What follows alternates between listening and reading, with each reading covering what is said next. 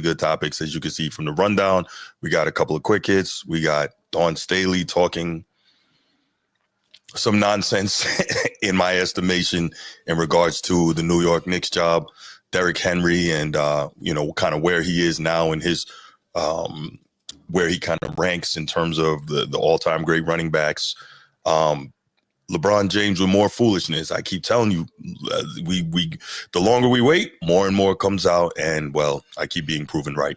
And finally, the New York Giants QB room. So got some good stuff here. Sneed, you got a quick hit for me, man? Quick hits. So the NFL isn't having games this week, like Thursday this weekend. So we got to wait till Thursday. Mm-hmm. I actually kind of like it. I like having the free week. There's guys obviously working through like camp injuries and whatever else. There's probably organization administrative things that are going on with the teams. So I'm okay with it. But man, I just want to say the college football weekend was phenomenal. Man, it's not over yet. Right. The upset yesterday with Bama and Florida State. Yeah. And then today, obviously, there's still a couple of games. Which the first one start? I thought that Virginia Tech might have started. Okay, so if they got that game going on, and then the big one tonight with Notre Dame. So I don't mind that the NFL took the week off and extended, to start later, because we got this great weekend of college football. It was fantastic. They had good matchups. We had great games, and in ideal fashion, rocking the scarlet today, the red hoodie, represent for my Buckeyes, who had the big win yesterday, who beat the number 1 ranked Texas Longhorns. So it's been good so far to me. Love the college football season. No doubt. And I'm gonna love it even more tonight. So but that was actually the quick hit I was gonna go to, was when we talk briefly about Florida State pulling that big upset against Alabama last night. I don't think anyone expected that, but it's really weird, right? Because Florida State, obviously being one of the 3 banner schools for college football in the state of Florida, obviously you've got Florida, you've got Miami, the U, and Florida State. Those are the big boys. And then a little below that you have what is this? USF, UCF, FIA. I can't remember. Florida International, Florida International, right? Florida International. So FIU, there we go. So you've got some like 3 tiers of programs, I guess, in the state. But excuse me, the point is, Florida State always have athletes, right? Always has athletes. We can't forget that we're only 2 years removed from Florida State being 13-0, winning the ACC championship, getting jerked from appearing in the playoffs, and then of course losing in terrible fashion in the bowl game to Georgia, right? But still, all of a sudden, because they had a terrible year last year, people are acting like Florida State's been crap for a long time, and who could have believed that they would have beat Alabama? And it's like, what? This is the SEC rhetoric again, right? And don't get me wrong, Alabama has been pretty much the banner program in the country for the last 15 years, right? 6 years in that stretch, so no doubt about it. But we got to stop acting like Florida State doesn't always have elite athletes. And then if you really follow college football, you can also look and see, during this past offseason, former UCF and Auburn head coach Gus Malzahn moved over to Florida State. He's now the offensive coordinator. This guy is he's like the Kyle Shanahan of college football in terms of being a run game play designer. So everywhere he goes, the run game immediately, rises. And so we saw Florida State play a heck of a game, run the ball well. We saw Castellanos make big throws and big runs and give Alabama a lot of difficulty and beat them. And everyone's acting like, oh my gosh, how could this possibly have happened? What? Really? Maybe beating Alabama. This is Florida State. Bruce, maybe people haven't paid attention to the reignition of the Florida State program, because there was a while where they were very quiet. They didn't have the prominent success within college football. So maybe they're just stuck in the past, right? Sometimes people are overlooking certain schools and they're getting outshined. Like Florida State's, they're in think about the conferences, right, Bruce? Do you think that has something to do with it? SEC always kind of being Yes, like absolutely. in the forefront of college football, Yes. and maybe not even rightfully so anymore. Right. Right. Maybe they're still hanging on to that legacy perspective. So, and I'm not gonna go too deep into this. You know, I am 1000% anti-SEC, and as a journalist, that's not cool, right? You're supposed to be objective. But the reason why is I'm so sick of the narrative with these guys over all these years. Now, being fair, in the last 20 years, 5 different programs in that conference have won championships. Like, you can't poo-poo that, right? That's legit. They're winning that on the field. However, we saw all these variations of the championship structure, right? Whether it was the BCS and the 14 playoff and now the 12-team playoff. And even before the BCS, it was just, I guess the final 2 in the rankings, or they choose or whatever, right? And so it was frustrating me to no end that what they were doing, because the SEC was, kind of the power broker in college football. If you notice, you can go back and look at this. What they always do, they rank these SEC teams higher so that when they beat each other, it doesn't hurt them in the rankings, right? And we can go back and we can look at that years, you know what I'm saying? And I'm like, I think don't get me wrong, they had a lot of really good teams, but they did some manipulation of how these SEC teams were getting there, right? I mean, we saw what was it? We saw Georgia, Alabama championship games and whatnot. Like, come on, man. All the time. Yeah. So, but so that's the reason why I'm anti-SEC, and I'm loving it. And also because, I know, everybody knows the SEC was cheating for years in terms of buying up all the players, right? And now all of a sudden that the money can be spread around legally, that dominance kind of has faded, right? They don't, they didn't have the complete dominance in that aspect. But that was always going to happen. We see it all the time. Anytime there's a shift in the rules, right? When the game changes and the playing field gets more level, you get more dispersion of success. Yes. And that impacts the dominant team or the dominant organization. Right. Because you're basically telling them you're not allowed to dominate anymore. We just changed the rules to the game. Right. Right. So now you have to be good at what you do. You can't just benefit because of something that gave you the edge anymore. Yeah. And I'm okay with that. Like, now don't get me wrong, if the SEC, if Georgia or Texas or whoever wins this year, cool. But I like the fact that it's spread out now, and you will see a little more variance in who's winning these championships. And you know what? I'm not necessarily a Big Ten guy either, but I'm good with the Big Ten winning the last 2 championships. I'm okay with that. And I'm not a Penn State guy, but even if Penn State should do the unthinkable and win this year, hey, fantastic. Great. Shut up, SEC. Great. You know what I'm saying? Like, listen. Notre Dame, if Notre Dame was to win a national championship, that's like the ultimate thing, because think about it. They're not in a conference. That's right. So that's like, did it the hard way. Would be a seismic shift to the perspective of like, who needs to be in a conference. Well, I'll tell you, here's the other problem. And Steve, I'm sure he's not here right now, but he could attest to this. If Notre Dame should pull it off and win a title, then you know what you're going to hear? That's not fair. Notre Dame should be in a conference. Why don't they have to join a conference? They're just picking their schedule. They don't play anybody, which, we can do that, but we know it's a lie. But you got to play in the playoff, though. Yeah, but even if you look at the regular season schedule, like, it's not easy in terms of Notre Dame, right? Because you still have to make the schedule. You have to make the schedule competitive enough that it will be valued by the selection committee, et cetera, even back when they're doing the computers and all that. So it's not like you can just load up a bunch of cupcakes, right? That's not how that works. And so Notre Dame plays. I mean, there's notoriety to a game against the Irish, though, Bruce. Say again? There's notoriety to playing against the Irish. So, like, there's teams that would like to play against Notre Dame each year. Well, if I don't see Ohio State turning down an Irish offer. No, but look at this. every Power 4 conference wants Notre Dame. Right. So clearly there's some value. Somebody would love to play every Notre year. Dame talk. Stop it. And for those complaining about Notre Dame being independent, I know this was supposed to be a quick hit. I'm going to wrap it up right here. For those complaining about Notre Dame being independent and not having to play in a conference, well, guess what? We could have been in a conference. The Big Ten refused us on multiple occasions. They're the reason we're independent. And if you really want to get technical, Michigan is the reason Notre Dame is independent. Was it the terms of entry? So at the very beginning, it had to do with the Big Ten network, wasn't it? I think part of that was I'm sure they wanted Notre Dame to give up the NBC contract. Yeah. Notre Dame wasn't going to do that. But if you go all the way back, Fielding Yost back in I think the 20s or the 30s with Michigan, he was anti-Catholic bias. And so he was like, nope, we don't want him here. Okay, cool. And then I think Notre Dame attempted to join the Big Ten in the 50s and the 60s, possibly the 70s. But it's like, okay, cool. That's fine.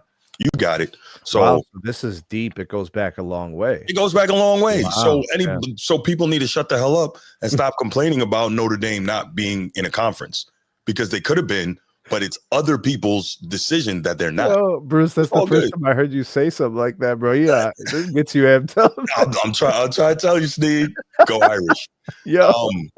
Bruce, it's funny that you say Notre Dame is the Dallas Cowboys of college football. I can kind of see the analogy, but let me tell you where you're off, right?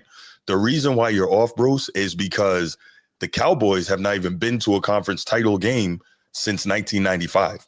Notre Dame has played for, they've been in the playoffs 3 times, and they've played for 2 national championships since 2013. Yeah, Notre Dame, they're hot. Their last decade has had success. It's not quite the same argument, but I get your analogy.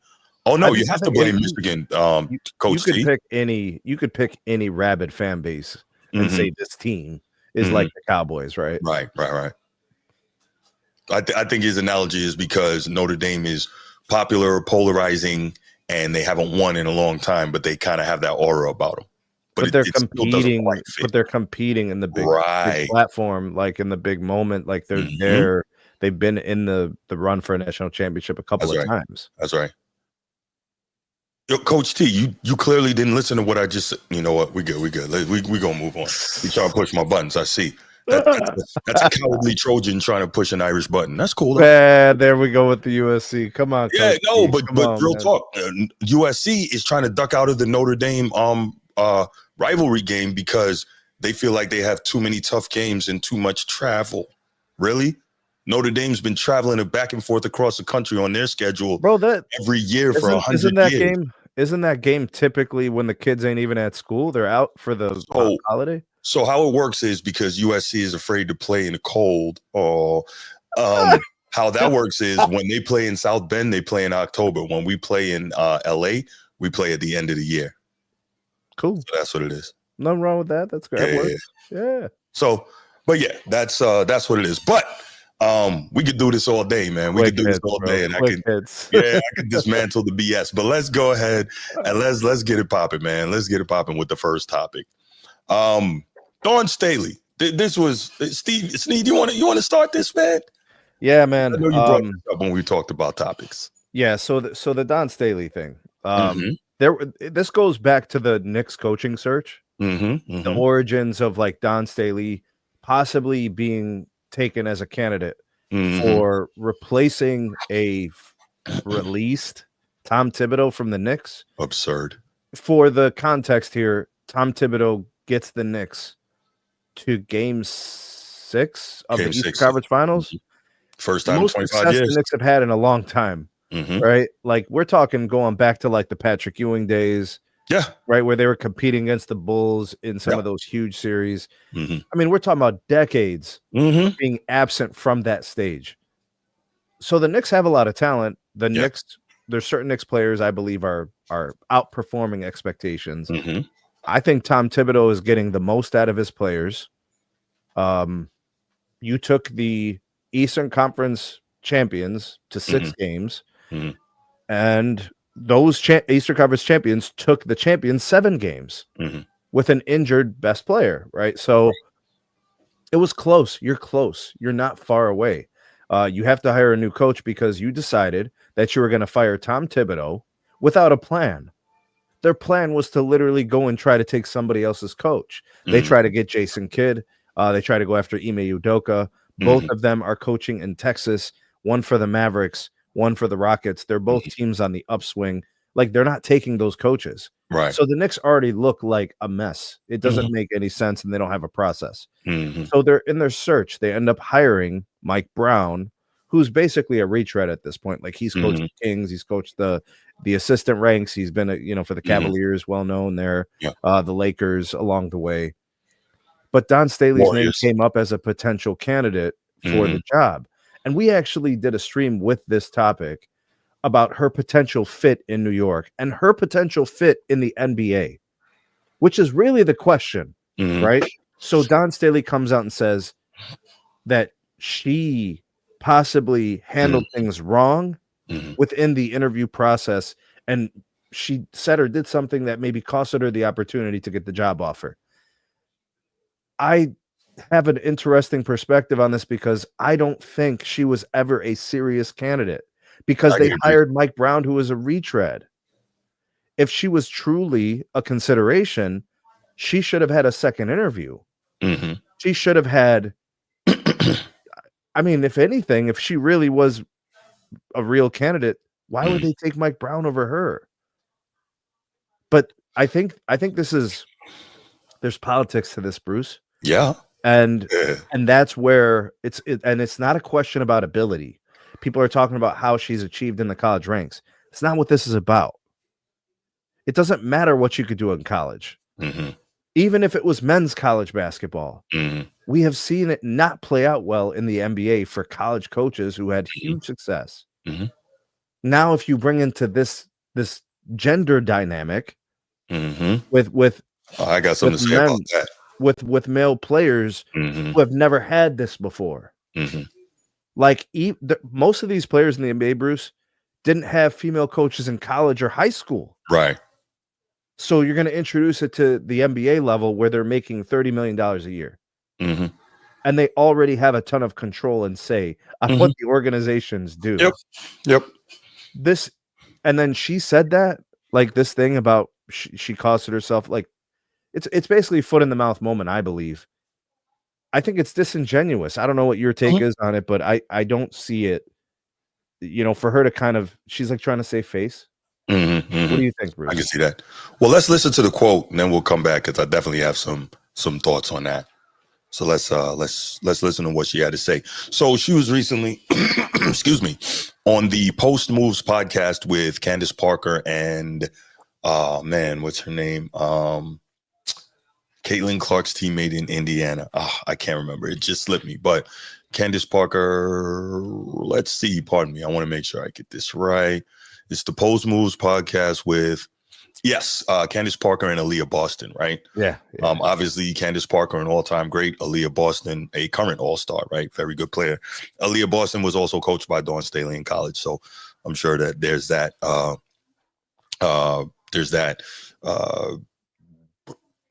Relationship. Thank you. Relationship. Okay, so let's listen to what she had to say, and then we'll go from there. And Bruce, you really got to look up what slander means, bro. You really got to look up what slander means.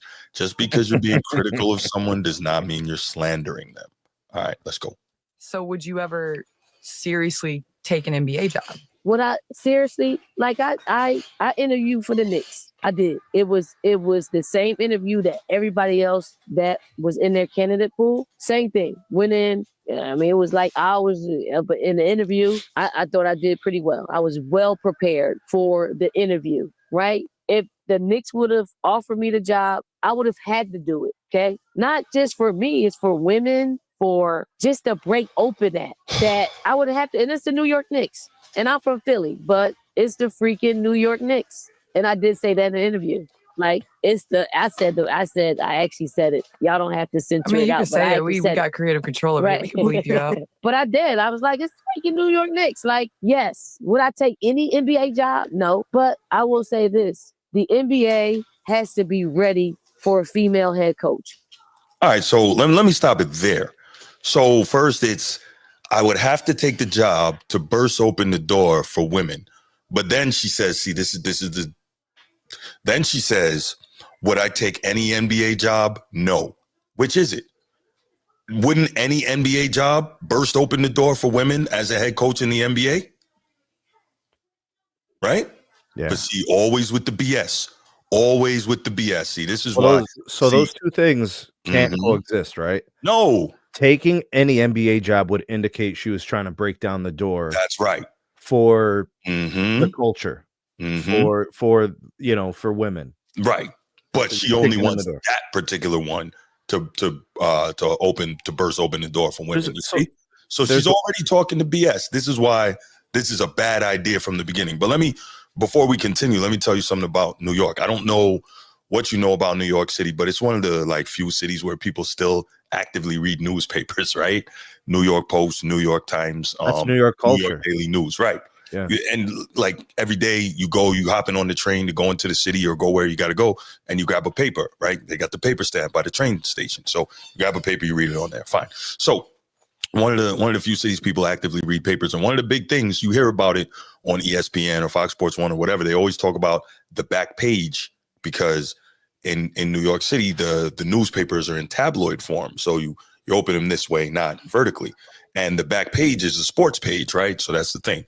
Winning the back pages is what they talk about in terms of getting the eyes and the money in terms of the consumer. And so I think, to your point, this whole thing was never about hiring Dawn Staley or, making some great move and introducing a woman as a head coach. Putting her name into the head coaching search won the back page in New York City. I truly believe that. Your thoughts before I continue on this clip here? That's an interesting take. I remember when AT&T was searching for a new CEO to replace the former Randall Stevenson, who costed the company like $150 billion in debt. What's that? Sneedmobiletech, y'all. Yeah. He costed the company like $150 billion in debt. He tried to purchase, I think it was DirecTV and Warner Media. So $150 billion of debt came with that transaction. It was a complete fail and blunder. So he had a golden parachute where he was basically going to cash out. They were going to tell him, your time as CEO is done. When they were searching for the replacement CEO, it was kind of interesting. There was a woman's name in the CEO search. Okay. And instantly I thought to myself, a company that's 110 years old, like AT&T, American Telegraph and Telecom Company, like we're talking about Alexander Graham Bell, 1893. Right. So I'm like, this company is too old school, too traditional. They're not really going to hire a woman. I already know how this goes. This is pandering, right? This is literally like, we're doing our due diligence, doing our search. So we're going to look at, they were never going to hire a woman. It was always going to be a guy who was 6 feet plus tall, who had a really big, deep voice and looked like a leader, because that's what people need to see in a place like AT&T. Great point. Great point. And that's what I think of with this. Like, who are the Knicks really going to hire? Was it really going to be Dawn Staley? Really? And not because she can't coach. It's not about that. I don't know why Bruce is going there. I don't know if he heard either of us say she's not a great basketball mind. Who said that? There's more to it than that. If it was about coaching, Mark Jackson would have a job. Thank you. Great point. Yeah, it's not about her being a great basketball mind at all. And I'm going to get deeper into it. And some people aren't going to like what I have to say, but it's my damn show. I don't care. We're going to continue. You can't just interview somebody and say we're gonna hire her, because here's the thing, because I think I probably lost the job by asking this question, or I had a series of questions that I asked them. One was for who they were looking for why I was in the candidate pool, right? If I was so attractive, I said, has the New York Knicks organization in its history ever had what you're looking for?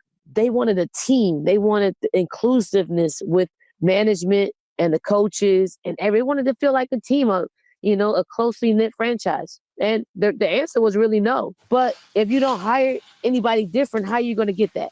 That's one. And then my other question was, how, if you hired me as the first female coach in the WNBA, how would it impact your daily job? Because it would, because you're going to be asked questions that you don't have to be asked if you hire a male coach. There's going to be the media. There's going to be all this stuff that you're going to have to deal with that you didn't have to deal with, and you don't have to deal with when you hire a male. And then that got them to thinking. That really got them to thinking about, shit, maybe she's right.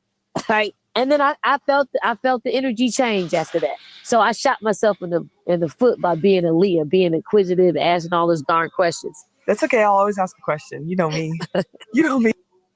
All right. So Bruce says, y'all just feel a woman can't lead a man, lead men. So how do I say this? In corporate America, I get what Sneed is saying, but in corporate America, in younger companies, women can lead men. Okay. In the military, women can lead men. Why? Because there is a very defined set of expectations. There are rules in place. If someone outranks you, they give you an order. As long as it's legal, you obey it. And if you don't, well, then you face repercussions, right? Cool. There are things in place for that. Now, we're talking about the highest of high-level athletics. We're talking about a bunch of testosterone-fueled alpha males, right? Let's do it this way. Remember a few years back, Draymond got into it with Steve Kerr, and he told Steve Kerr, suck my genitals, right? Obviously, he didn't say it like that, right? But could you imagine what it would be, the nonsense that would go on if you had a Draymond type and he tells a female coach, hey, suck my, right? Can you imagine that? It's going to start a civil war. Say again? It's going to start a civil war within the organization. Right. We've had instances in the past of coaches literally getting in physical altercations with players, right? We've seen that. Obviously, can't do that with a woman. You're putting a woman into an environment she shouldn't be in, especially in a quote unquote position of leadership over a bunch of testosterone fueled alpha males. It doesn't work. It's not supposed to be that way. Plain and simple. That's all there is to it. I don't get why that's so difficult to comprehend. It's not a good situation. She's got plenty of opportunities to coach. She coached at W. She could coach in college and continue winning chips. What's wrong with that? There's coaches in the NBA who have given opportunities and placed women in positions to be in leadership type positions. And those opportunities obviously should be lending themselves to head coaching opportunities. So like you remember Becky Hammond, you remember that with the Spurs. I saw a lot of the Rick Carlisle and his daughter. His daughter's on that stuff? I mean, I saw her. Okay. She was there in the timeouts of the games. Okay. Coordinating and running, drawing up plays and explaining and getting guys organized. Those are administrative duties. But guess how that's happening, Sneed?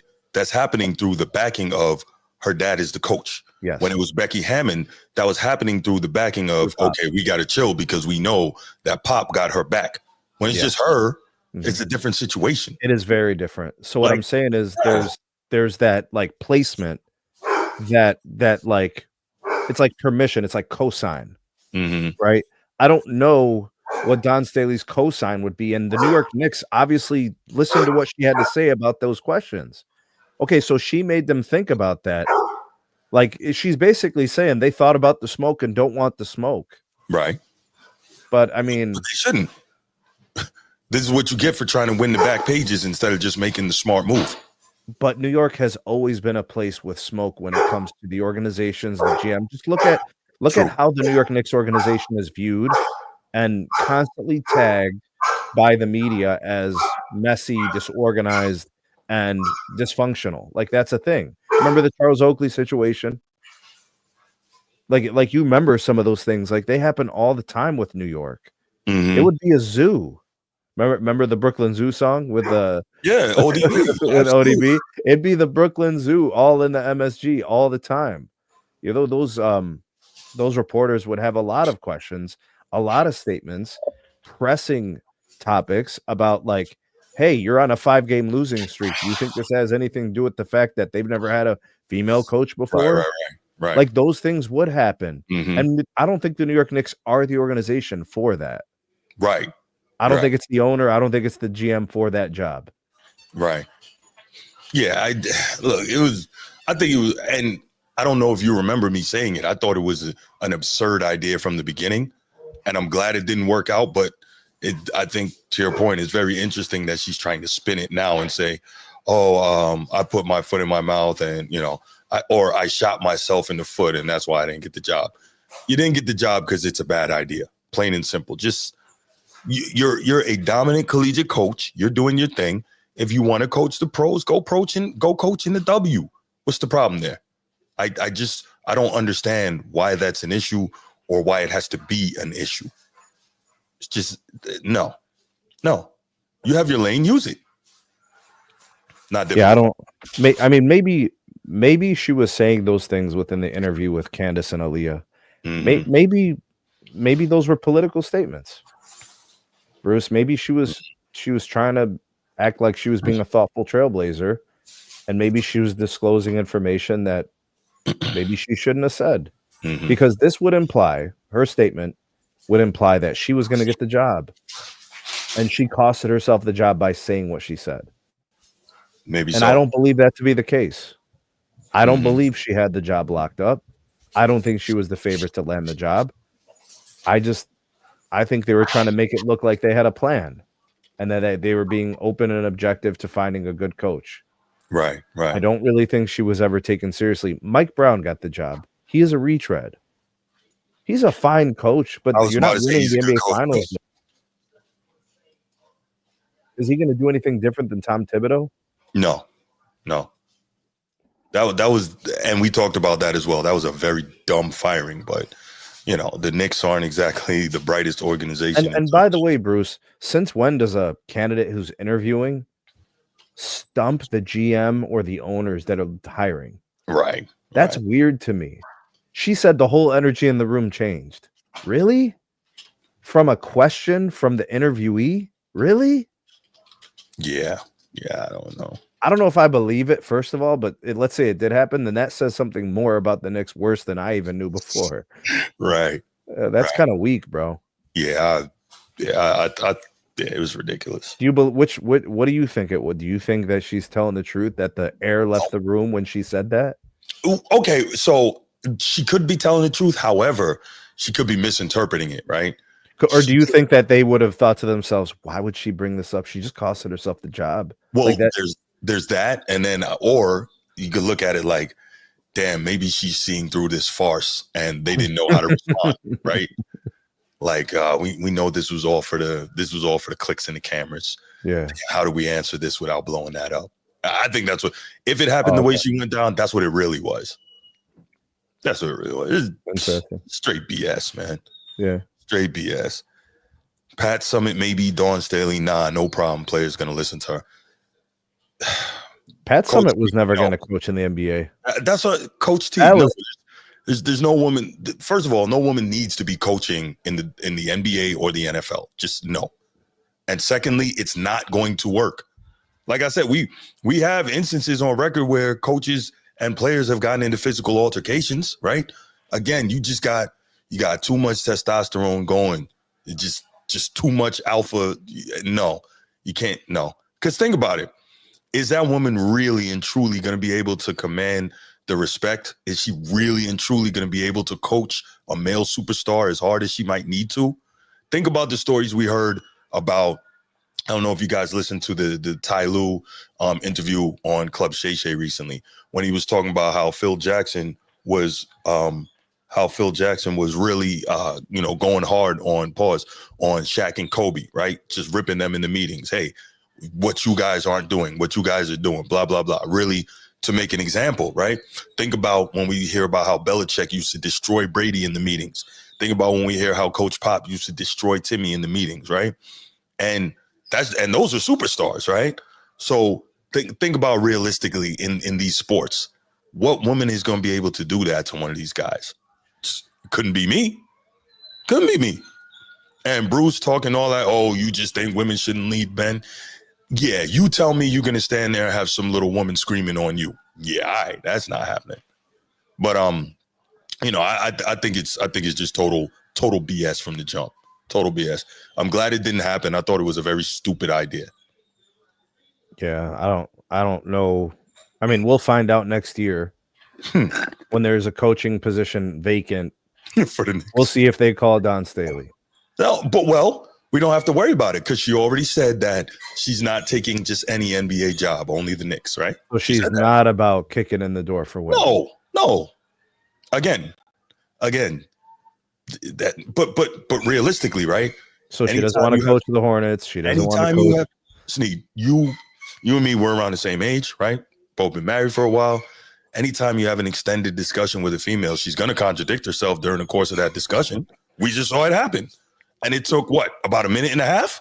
Most people, when you give them the opportunity to talk a lot, they will say too much, and There you go. it goes off the rails beyond their plan. You know. There you go. All right, let's go ahead and let's take 2 calls on this. I want to hear what's said. I'm sure Bruce got something to say. He's gonna call in and talk some nonsense, but I'm waiting for it. Bruce thinks like there's the way it is, and there's like the the theoretical. There's like, oh, here's what it would be in a perfect world, right? But we don't have that. I have to consider that this is NBA locker rooms. So those are personnel dynamics that you can't overlook. Right. You know, you brought up the point of the NFL. Like the NBA is not really different. If anything, the players are more powerful. Right. On like a personality basis. Of course. Right. There's more fall in line in the NFL than there is in the NBA. Right. Know? I mean, just think about it, man. Is LeBron taking coaching from Don Staley? Is Kobe taking coaching from Don Staley? Shaq? The Diesel? Right. They couldn't get the Diesel to work out. Right. You know what I'm saying? Listen to VD talk about Shaq and how he didn't want to work. And Luka, Don Staley could say what JJ Redick said about Luka in the offseason? Right. Certain players out of shape and not in championship condition. Like, she could get away with that, bro. All right, here we go. What up, Bruce? Hey, man, how y'all feeling, man? Look, I'm going to be objective. Feeling good, man. Objective today, but you talk about I'm going to – hold on now. First of all, how you doing, Bruce? You weren't going to do no show today. I had to, how could I say, talk about you slipping. You had to get me right, man. I don't know if you heard. I think it was right before you got on, man. I gave you props for making sure I was right. I appreciate that, brother. You were that battery pack, Yeah, definitely put that battery in. No, seriously, don't be objective, though. But it would have been a problem, though, as far as like communication between her and the guys. I most definitely hear one of the guys telling her, "You're a woman, you shouldn't be leading men anyway." You feel what I'm saying? I got hear Draymond talking trash to her, but Dawn got the ultimate respect, though, yo. The guys adore her, yo. Like everybody adore on Dawn, though, yo. So I agree with you. I agree with you on that, Bruce. Until she has to check somebody for not getting back on D. Until she has to check somebody in the film. You know what I mean? So basically, you think that'll be an issue? Yeah, I do. Why? Because she got a coochie cat? Oh, okay. I'll say this. I'll say if it's me, she not screaming on me in front of all these people. No. The NBA is so soft nowadays. She probably could coach in the NBA because it's not like she playing in the NFL. She coaching the NFL team. There's a difference. I think there's a difference, though. There is, but it's still at the end of the day, man. It's still theoretically, testosterone fueled males. And I got you. That. So you basically saying if Nick's like Mr. Sneed said, the teacher, my man Sneed, yes, say if they lose 5 in a row, they're gonna bring that up about her being a woman because they lost 5 in a row and all that stuff like that. And, I just believe, I don't know, man. It would have been dope to see, but at the same time, I kind of get what y'all saying. It would have been a. How could I say? Bruce, you don't think a civil war could erupt in the middle of the season on a 10-game losing streak? Oh, definitely. They'd be like, "Yo, get her out of here." Definitely. She'll get the blame even though the players are playing horribly. 100%. 100% that could happen. Absolutely. And realistically, that happens with male coaches. So and then she'll get fired. They'll win 2 games, and then they'll say, "Look, we told you we were right." Even though they're not right. G from North Philly, man. You know, on Dawn is G, man. What does that mean? A lot, man. She got respect, but I got what you're saying. It'll be a clash. It'll be a lot of days will be bumped just because she's a female, and guys gonna feel like she had to listen to, and this. How could I say? Misogynistic. No. We don't. Well, I'm not gonna say we, but let me drop a little something. I don't do the misogynistic piece. I don't like that word. You know why? Because nobody ever says anything about women being the converse of that. What was what's the opposite word? Misandrist. No one ever talks about females that are misandrist, but they're quick to throw misogynistic on males. So until we hear an even representation, I don't use the term misogynistic. Nope. Well, she most definitely, but at least she was honest about shooting herself in the foot. it by talking too much. Sometimes you can talk so much, and you say something to destroy the whole conversation. No, you're right. The truth reveal itself when somebody talking too much, So, but at the same time, if you wanted to break the doors down, why you only want to coach the Knicks? Coach any team. Exactly. Like, what are you talking about? So that's what she lost from me, and then I'm like, it was a clout thing with you. But I get it. That's the New York Knicks, though. Like, bro, like, everything's business. Dog about that money, so. You can see her on social media with her Louis Vuitton outfits on, and she's a celebrity now, so she ain't trying to go nowhere in no small market. So I kind of get it, but at the same time, you want to break the door down. I don't give a goddamn. Your coach forgot the Washington Wizards. That's they offered it to you. That's right. All right, man. I'll call your boys back, man. I appreciate the call, brother. I watched the South Carolina game, man. It was good, man. All right, man. Okay, appreciate the call, man. All right. Good call, Brucey. I'm surprised I didn't get a call from Steve on this. Steve probably knows he can't control himself. Steve is enjoying a sandwich made by someone right now. Right. Caitlin made him a sandwich. I think Steve is trying to save us from getting demonetized, because if he calls in, he's gonna go off. Oh man! All right, y'all. So we'll go ahead then, and we'll take it to the next topic. Oh, hold on. Bro, by the way, Bruce, good, you man. remember when LeBron had David Blatt fired? Yep. It was good. David Blatt was a championship coach internationally. Yep. He was known as one of the best basketball minds. Yeah. He took him to the finals the prior year and had him number 1 in the East and was the all-star coach at the time. Gone. Ghost. Never heard from again, bro. Right. Laker Nation, what you got, brother? How you doing? Coach T, what up?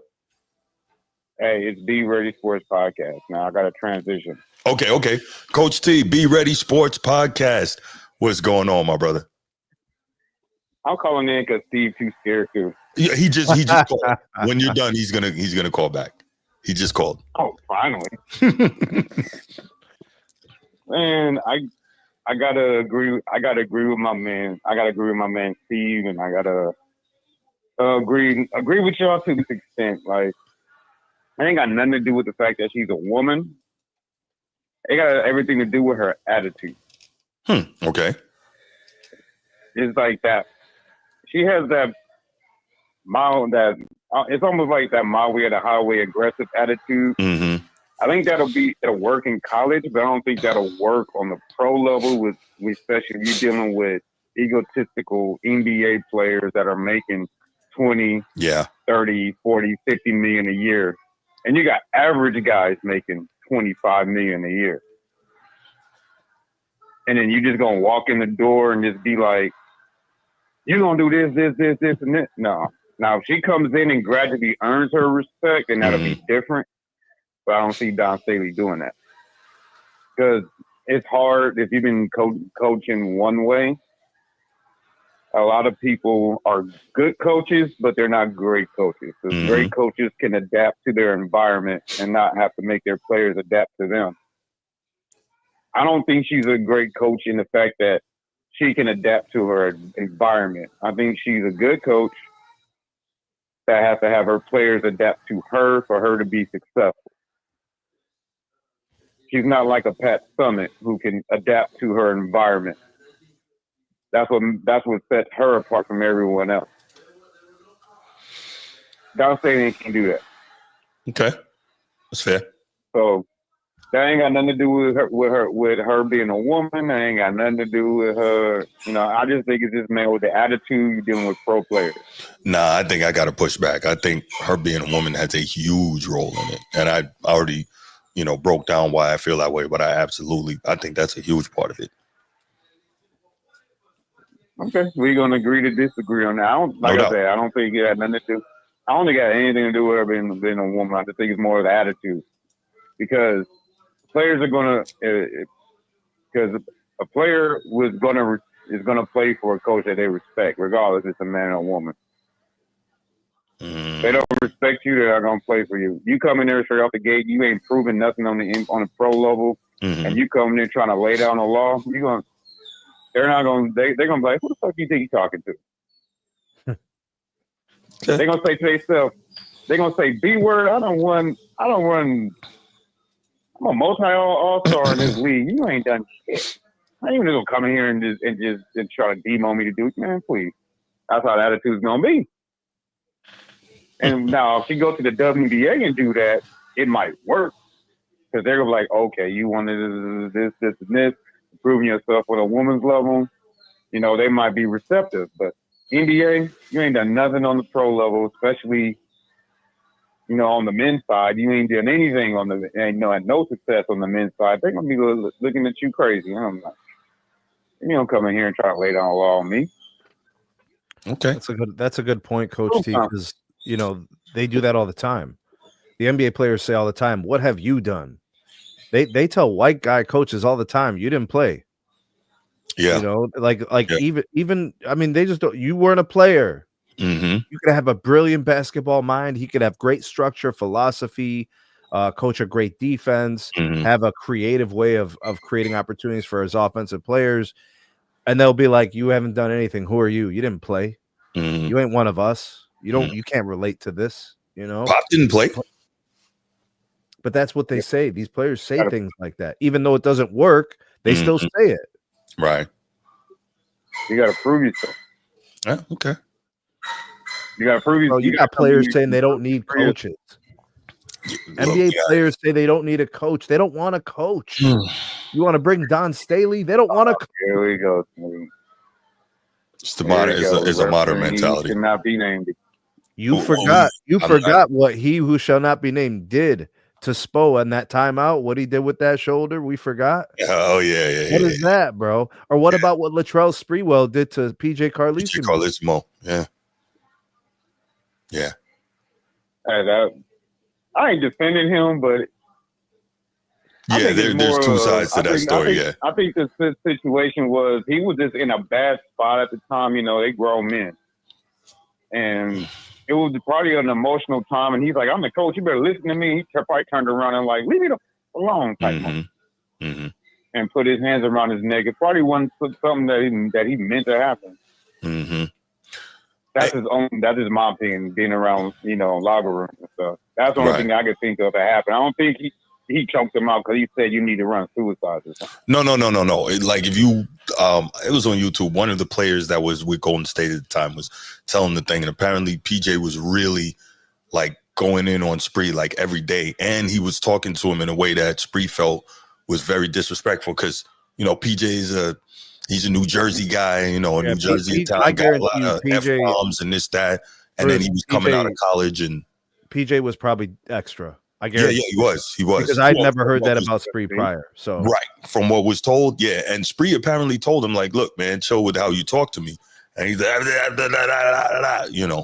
and so finally Spree was a star. Yeah, he was. Spree was a star. He was giving everybody the business. No doubt. All right, Coach T, man, I appreciate the call, brother. Coach T don't just be running his mouth. Coach T know what the hell he be talking about. Yeah, until he start talking about USC. But anyway, come in the league, man. you trying to over here flip narratives and shit. I'm not trying to flip nothing, man. You can look that up. Matter of fact, we'll see what y'all do tonight in the rain. But I just know, even though we played nobody yesterday, we did what we were supposed to do. We dropped 73 on them. Right. That's we're not afraid of y'all. Okay, you got it. But I appreciate the call, man. I'm gonna let you go, man. All right, brother. Bro, Reggie Bush ain't gonna save you this year. Right. Real quick, I wanted to respond to a comment in the chat. Young Disciple says all that woman bashing stuff is weak AF. If a woman can be vice president, they damn sure can be a professional coach of men. It's going to happen in soon too. One, who's woman bashing? Who is bashing women? Who's bashing women? So that's one. There's just woman bashing going on. Wasn't us. Two, it's not a function of if a woman can be vice president. If a woman was selected as the running mate of the presidential candidate who won, they didn't win on the merits of having a woman vice president. What are we talking about? And damn sure can be a professional coach of men. Maybe we will see it. I'm just saying it's not the best idea in football or basketball. I don't know about other sports, but probably not hockey either. You don't see female boxing trainers. Like, All right, we're not even going. All right. Steve, what's going on, brother? Not much, man. I was trying to watch football. Everybody was telling me to call in. Everybody was King of the chat is in the building. In the building. I can't. Why? Why? Is it because we were talking about a woman coach? Is that why everybody wanted me to call? Please don't get us demonetized. No, I'm just saying, y'all asked for this. Everybody, why is the Steve calling? Steve's scared to call. Like, I didn't say you scared to call. I think that was Coach T, but that was Coach T. I'm not going to try to get anybody demonetized, but I'll say it as nicely as I can. There's no way that a locker room of guys are going to follow a woman head coach, especially in the NBA. Yeah. Where there's a competitive league where people – you think those guys want to go around in an 82-game season listening to other teams talking about their woman coach? That's I didn't even think about that. That's embarrassing. And these guys know it. You just can't say it because it's not nice to women and it excludes them. But you know what? That's life. That's life. Hey, Steve, can I push back on that real quick? And then you can continue. The first team, that would be a problem.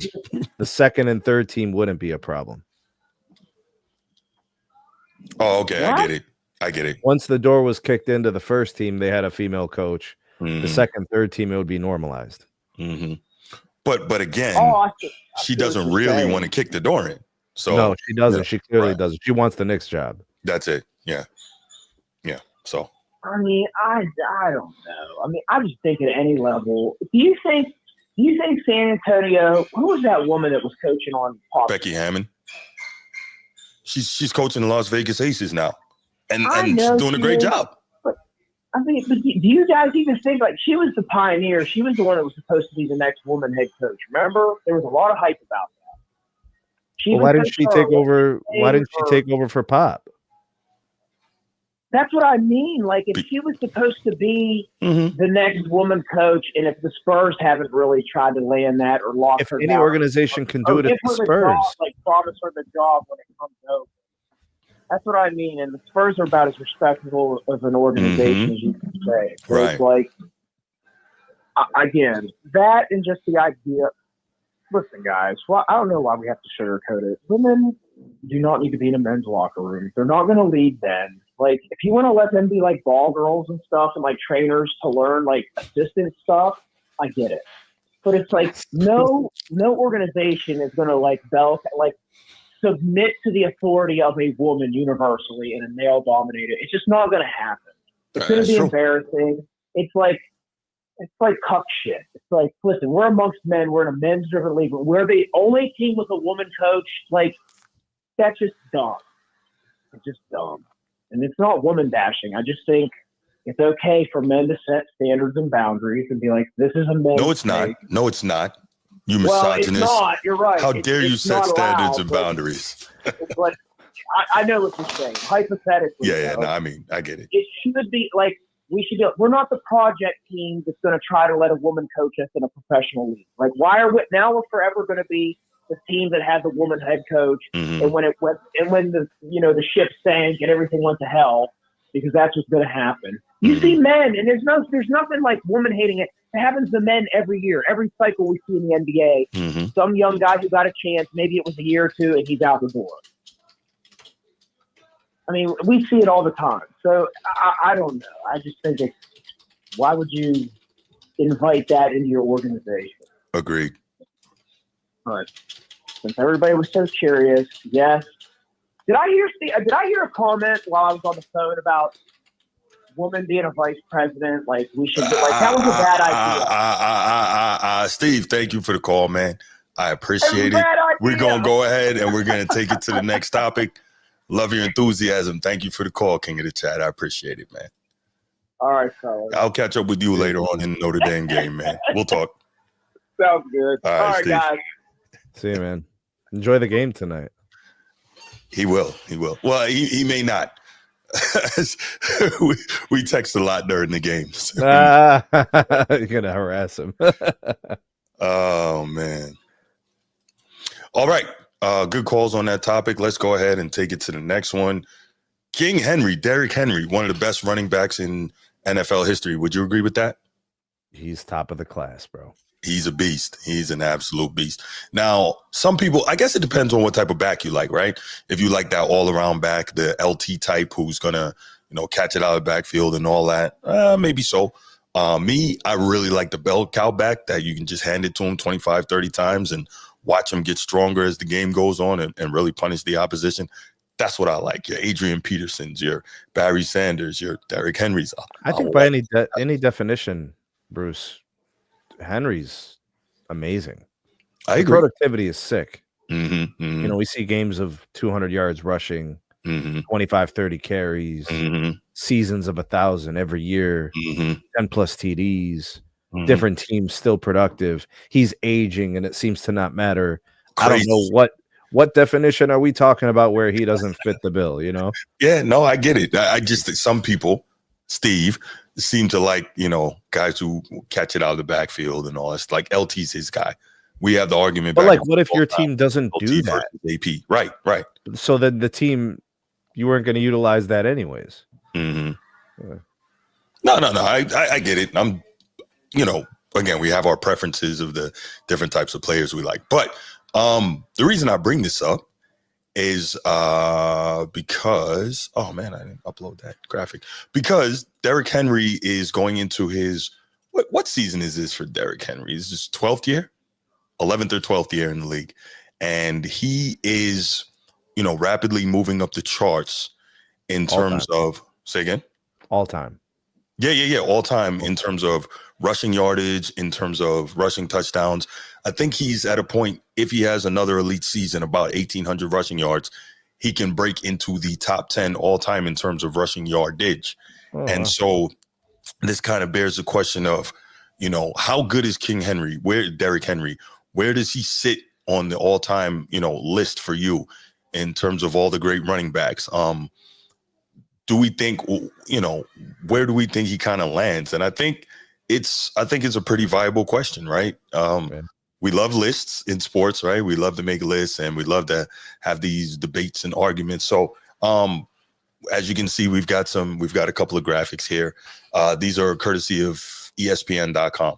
And as we can see right now, Derrick Henry is 19th, all time in rushing. And like I said, if he gets about 1,800 yards here, he can break into the top 10 this year. And if he breaks into the top 10, he's passing a lot of big time names, right? Yeah. Steven Jackson, Fred Taylor, Thurman Thomas, Franco Harris, Marcus Allen, Edgerrin James, Marshall Faulk, Jim Brown, Tony Dorsett.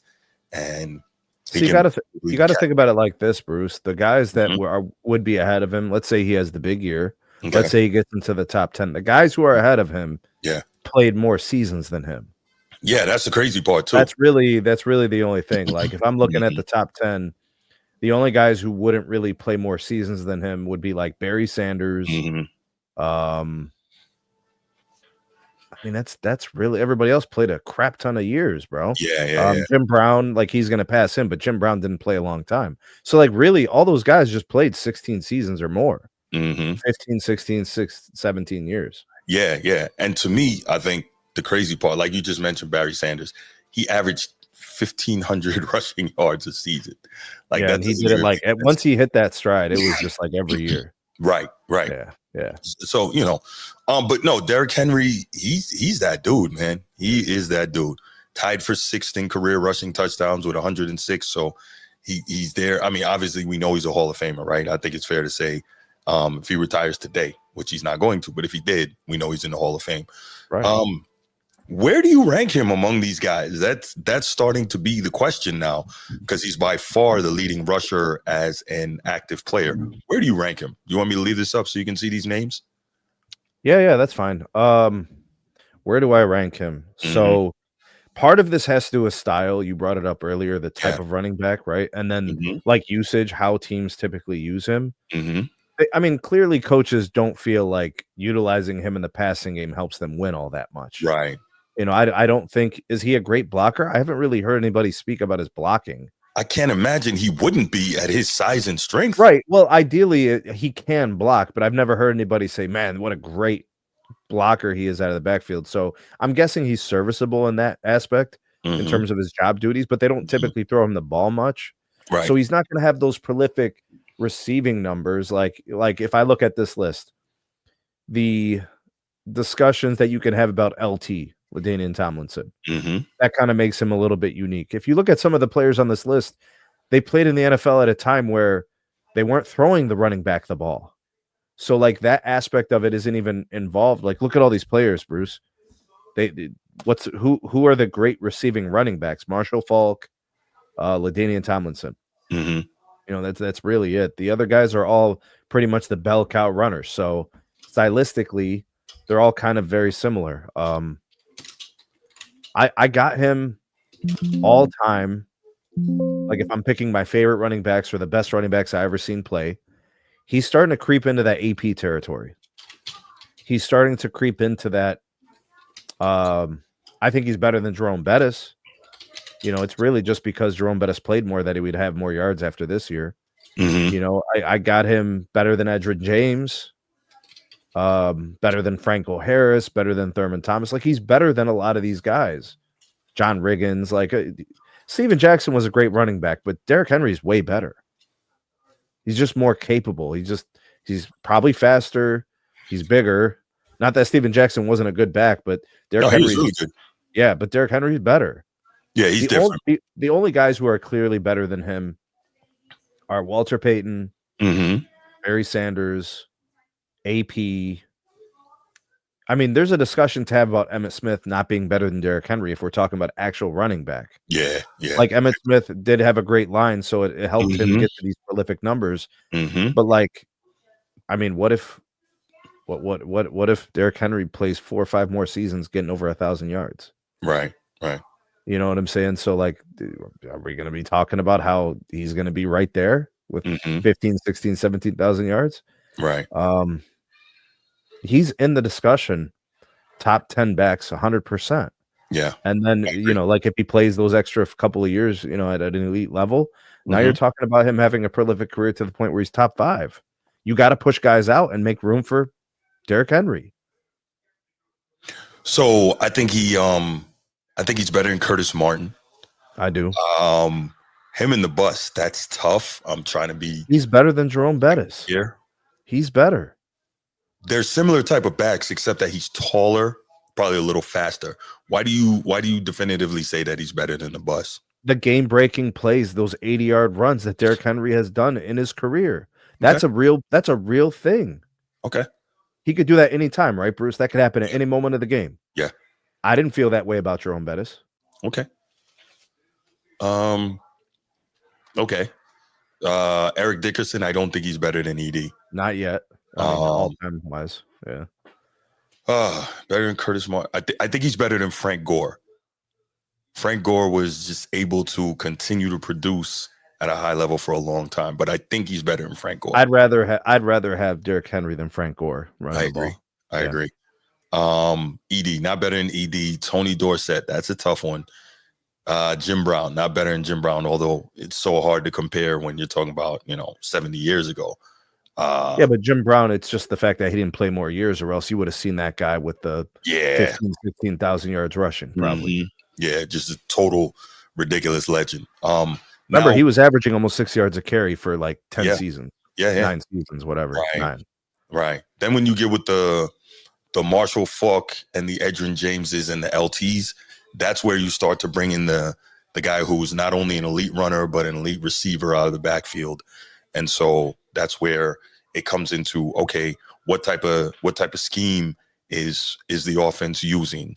And, what type of back do you like when you're making this list? Like I said, I don't need that. I got receivers and I got a tight end. I want a bell cow back. Hand it to him 25, 30 times. That's what I'm doing. Jim Harbaugh style.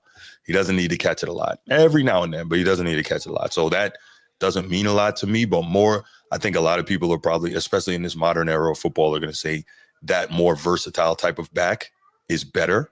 I don't think it's better. I just think it's different. So yeah, it definitely, I think he's better than Fred Taylor. I think he's better than Steven Jackson.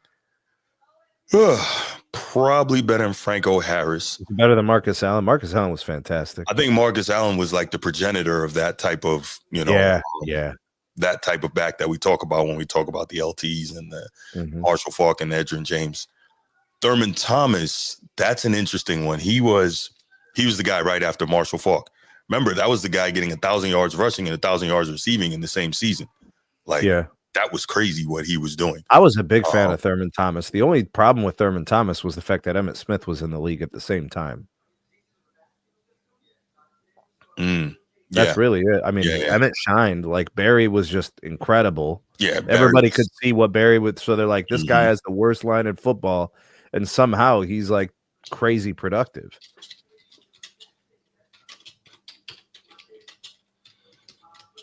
Yeah. You got to so if this is just about years in the league, Derrick Henry's going to pass a lot of these guys. In terms of abilities and how he plays the game, he's definitely top 10. You know, he's been so dominant for so long, Bruce. Yeah. He came into the league, he was, you know, elite, and he's stayed elite through his 30s now. How old is he, Bruce? 31? 30? 31? Sounds about right. Let me check real quick. Like, and it's going to help him that he's in Baltimore, where, you know, he's got a fantastic young quarterback, a brilliant coach, a good defense. Like, it's there for him. He's still getting 1,900 yards. He's still he can still continue to do this. You know, and maybe he has that kind of like that LeBron run in his 30s where there's a handful of years where he's still like the guy, bro. Right. Yeah. No. And football's less forgiving than hoops. Oh, absolutely. He's getting tackled by the world's biggest, fastest dudes. Right. You know, big guys that are also pretty fast and they're super strong. Yeah. I just thought it was I thought it was interesting, man. I didn't realize that he could break into the top 10 with a big season this year. You know, it's hard, Bruce, having to push guys out of that top 10. That's the other thing. Hard, man. There's a lot of good players in there. Yeah. It's the same thing with basketball. It's like we're always so quick, not we, but some people are always so quick. Oh, such and such is top 10, such top 10. All right, cool. You put them in. Who you taking out? Yeah. It always comes back to that. Who you taking out? That's what you have to think about. Who in good conscience can you remove to put someone in? That's always where those lists get difficult for me. And that's why it's very, very difficult unless it's just so overwhelming for me to put guys into my top 10. You know, you don't see Terrell Davis in that list. You didn't see O.J. Simpson in that list. I don't think Terrell Davis had enough. Exactly. But if we're having conversations about when they were running the ball, how good were they? Pretty amazing. Yeah, elite playoff performer. Yeah, OJ. But I think OJ had bad early years and bad late years. His middle career peak was insane. Yeah. But like started off slow and ended slow. So it's like, did he have we know how great Juice was, but did he have the sustained excellence like a lot of these guys? And then there's guys that are like on the edge of this conversation, like Shady McCoy, who I remember as like the most dangerous player of his era. He was a problem. Yes. Really? And he blocked well. He got better over the course of his career. He's blocking better. Like if you gave him a screen pass and you had blockers 5-10 yards down the field, he's gone. And you just see that towel waving behind him as he's running. Yeah. That was pretty amazing. And there's other guys too worth mentioning too. You know, Marshawn Lynch was great in his time. Maybe it's just that prolific productivity, the 12 to 15 years of 1,000 plus, 1,500 plus. Yeah, no question. Jamal Charles, if not injuries, man. I mean, he was 150 yards receiving some games. Yeah, Jamal Charles. And they'd give him all those touches inside the 10. So it was like 2-3 touchdown games. Right. You know? Yeah, no, he was nice. He was nice. All right. I remember having those guys in my fantasy teams, Bruce. It was crazy. Yeah. All right. Let's take a couple calls on this. All right. Number 904-219-8264. Your thoughts on where does King Henry kind of fit for you in this top 20 list? And especially if he makes the top 10 in terms of rushing yards, where do you put him? How good do you think he is? Who do you think he's better than on this list? Definitely curious to hear what you think about. And you know what? I didn't mention Sneed. What he's doing in an era where the running back is not nearly as important as it once was, that's even more impressive. Year in, year out, he's still, that guy putting up huge numbers. Good point. I think that's big. Yeah. Mm-hmm. I mean, you're just viewed as replaceable. The guy who comes in on third downs is viewed the same way as the guy on first and second down. Right. Yeah. Yeah, I don't really. Yeah, but now the whole thing is, oh, you want to be a 3-down back, but a 3-down back, i.e., on third down, they want you to catch it, not hand it to you. So when they want you to block, mm-hmm. You got to pick up the blitz. It's a they're spreading 4 out. They got 2 tight ends going on routes, and you're blocking. Right. Yeah, no doubt. Steve, what you got, man? Am I allowed to call back again? Yes, you can call you back. You have not been banned, sir. Right. I have a group of guys in mind that I know I couldn't put Henry above. Okay. But there's a debate after like maybe 8 or 9 in my mind, where it's like once you get to like in my opinion, once you get past like those first 8 guys, then you can kind of have arguments like Marcus Allen, OJ, Earl Thomas versus someone like a Henry. That's where I kind of place him right now. Like if he has another big year or two, like then I think he can pass a lot of those guys. A lot of those guys were able to put up back in the day. They put up bigger numbers into their 30s too. Well, not elite numbers, but you know what I mean? Like some guys in their 30s were rushing for 1,000 yards still, closer to that 29, 30. Now I know he's done it at 30, but if he can add another year or two into his 30s, then I think you're saying, okay, he's like definitely in the top 10 instead of it being a debate. Which he still has in his advantage because he's playing in Baltimore with Lamar. He could probably play until he's 34, 35. You know what I mean? Like, So, he Steve, doesn't look like he's slowing down. No, he doesn't. Let me ask you this, Steve. Do you think that the actual the rushing yardage statistics and the rushing touchdowns, do you think that plays a role into where he is on this list of all-time running backs, or is it just a function of how good he is and what he can do? See, I know you know the difference, right? Like, with LeBron, we see him putting up all these incredible numbers, but it's like a lot of people see him as not being as good as some of the other guys whose statistical production he eclipses, right? So where are you on that? Man, like, to evaluate running back, you almost have to use numbers, though. Yeah, you do. I think so. It's one of those really tricky positions where yards per carry. Like attempts, the era in which you played, like those are a lot of context when you're evaluating running backs. But I hear what you're saying, like pound for pound, do I think Henry is one of the best backs I've seen? Maybe that his numbers don't match some of those legends, but we can clearly see what he's able to do like, with the eye test. Yeah, he's like 5.9, 4.9 yards per carry for his career. Yeah. You know who else I think is like leaning into this discussion is Saquon. I don't think he's on par with Henry, but he's another guy that we can look at where it's like, man, at Saquon's peak, Saquon's one of the most electric runners. Like he's got a little bit of Barry Sanders. He's got a little bit of that make you miss in a phone box. I see him as a Shady McCoy comp, actually. I know what Steve is saying when he says Barry. Yeah, go ahead. You know who, when I see Shady, you know who reminds me? Like the two, it's not like they were that far apart, but when I watch Shady and I watched Le'Veon Bell, like they had that, but there's that patience they have. Yeah. Like we know Shady with all the cuts, but if you really watched him run, his patience and how he set up those cuts. His patience was in the tackle box. It was like, yes, but it was weird. Like he was quick enough to like that first yard when he would take that handoff, like he could go in slow-mo, but he could still hit it. That's how I think Shady and Le'Veon have more comparison. I think Saquon honestly has a lot more Barry comparison. He's just really low to the ground and he's stout. And some of the moves he can make on a dime, I think his fluidity, it's more like Barry. Where when I see Shady, I think of a guy like Le'Veon. That's how I look at it. Yeah, I can see that. I'm good with that.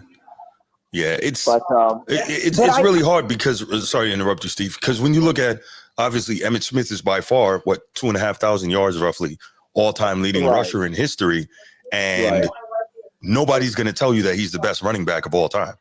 Like he may not be top 5, despite his incredible statistical production.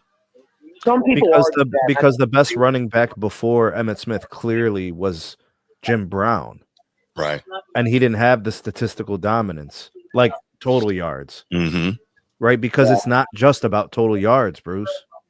No, we know what we saw play in, play out, game in, game out. You know, yeah, no question. That's why there's so much endearing to Barry Sanders. There you go. Right. To me, he's hands down the greatest running back ever. To me, I can't push back. I can't. Like I would have like in my mind, I have a concrete top 5, top 6. I would even argue the 7th, where this is how I look at it. But I understand why people push back on Emmitt, but I really can't, in good faith, not remember. I can't remember if it was like 93 or 94 when he held out those first 2 weeks. They were like 0-2 and 0-3, and then when he came back, it made a big difference. Where I understand those Dallas teams were loaded, but I think Emmitt gets a little bit too much.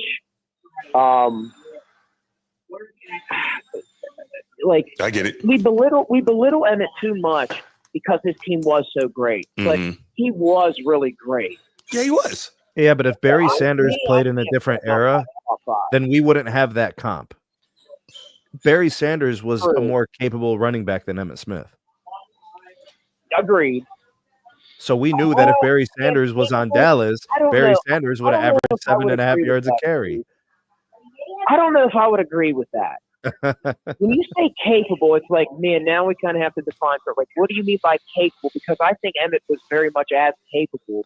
Emmitt Smith was not as elusive as Barry Sanders. No. That was just going to hammer down. Where Barry could get you is like he takes that 8-yard run and makes it 50. That's what he does. But he's more elusive. He was more electrifying than Emmitt. But capable, man, Emmitt was damn capable. Barry Sanders had one weakness, and it was that he didn't have top end speed to beat the fastest corners and DBs. He sometimes got caught like 60 yards down the field. Sometimes that was his only weakness. I never saw weakness from Barry otherwise.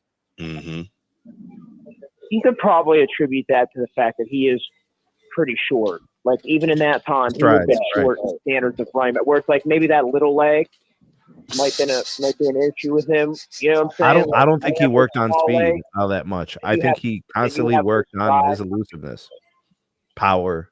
Yeah. I mean, I think that's what we can all agree. Like we can dissect Barry, but we all agree he's one. And if you don't agree, it's like you can't really push back. Like you can understand that argument at least. And then after that, I think it does become a debate. But I have Barry one. But I think Henry has to put together another year or two like this. And I think he's like, okay, we can definitively say he's in the top 10.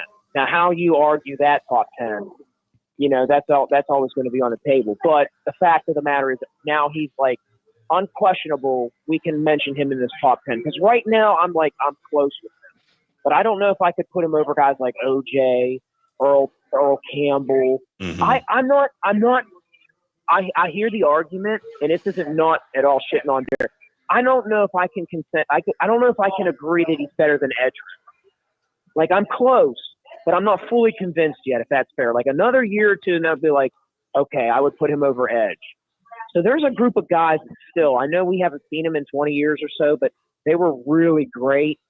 And I don't know if just because we haven't seen them in so much time, and we're seeing Henry right now, and we're not seeing many 30-year-olds do this anymore, if there's a little bit of a recency bias.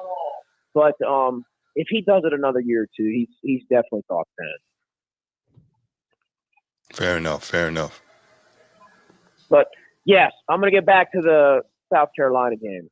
You guys have a good one. I appreciate it, Steve. Thanks for the call, man. All right, fellas. So Barry Sanders ran a 4.37 in sweats at the Oklahoma State Pro Day. How was you remember some of those plays where he got caught by some of those fast DBs? Yeah, but there was also plays where he just took off. But I see. I bet you know what it was probably, Bruce. He was probably a little tired because he had already run 30 yards before he got past the line of scrimmage. Oh, yeah, I know, right? What up, Remember, Bruce? he would reverse field and he would go yeah. in between. Maybe that had something to do with it, bro. Breaking tackles, you know. Absolutely. What up, Bruce? Man, listen. Steve just say Adrian James is better. He got Adrian James over Derrick Henry. He did say that. No, I think Derrick Henry don't get the respect he's supposed to get. I mean, he get the respect. Let me take that back. They get respect. Because he's so physically gifted. It's like, it just don't look real when he do what he did. So, home run hitters, he got to be top 5 all time home run. How many 60-yard runs he got all time? Where he at all time? Let's say 40-yard runs. Anybody can pull that up? How many 40-yard runs? Huh? I'm gonna see if I can find it. Go ahead. Yeah, I think he got what home run hitter. Derrick Henry, home run hitters. Who got the most 80-yard, 60-yard runs? Shit like that. Like I think he's probably like number 1. Adrian Peterson might be up there. Yeah. Derrick Henry is most definitely top 8 all time, bro. Derrick Henry has 24 career runs of 40+ yards in the NFL. Jesus Christ. That's a lot. So who's that number 1? Where's that all time? Hold on, I'm checking. Go ahead. Is there any way you can find that out? I'm trying to find it. Go ahead, man. Keep talking. The fear that he strikes in people, get out of here. He's not out the top 10. Just stop. If he get a ring, he most definitely going to move up. Barry Sanders has the most 50-yard touchdown runs in NFL history. There you go. 15, bro. Yeah. And he has 46 runs of 40+ yards. Jim Brown is second with 12. So, like, there's space. What is it? They don't give you the whole list. Well, maybe it's the way I'm phrasing the question. Most rushes with 50+ yards is Emmitt Smith. Oh, okay.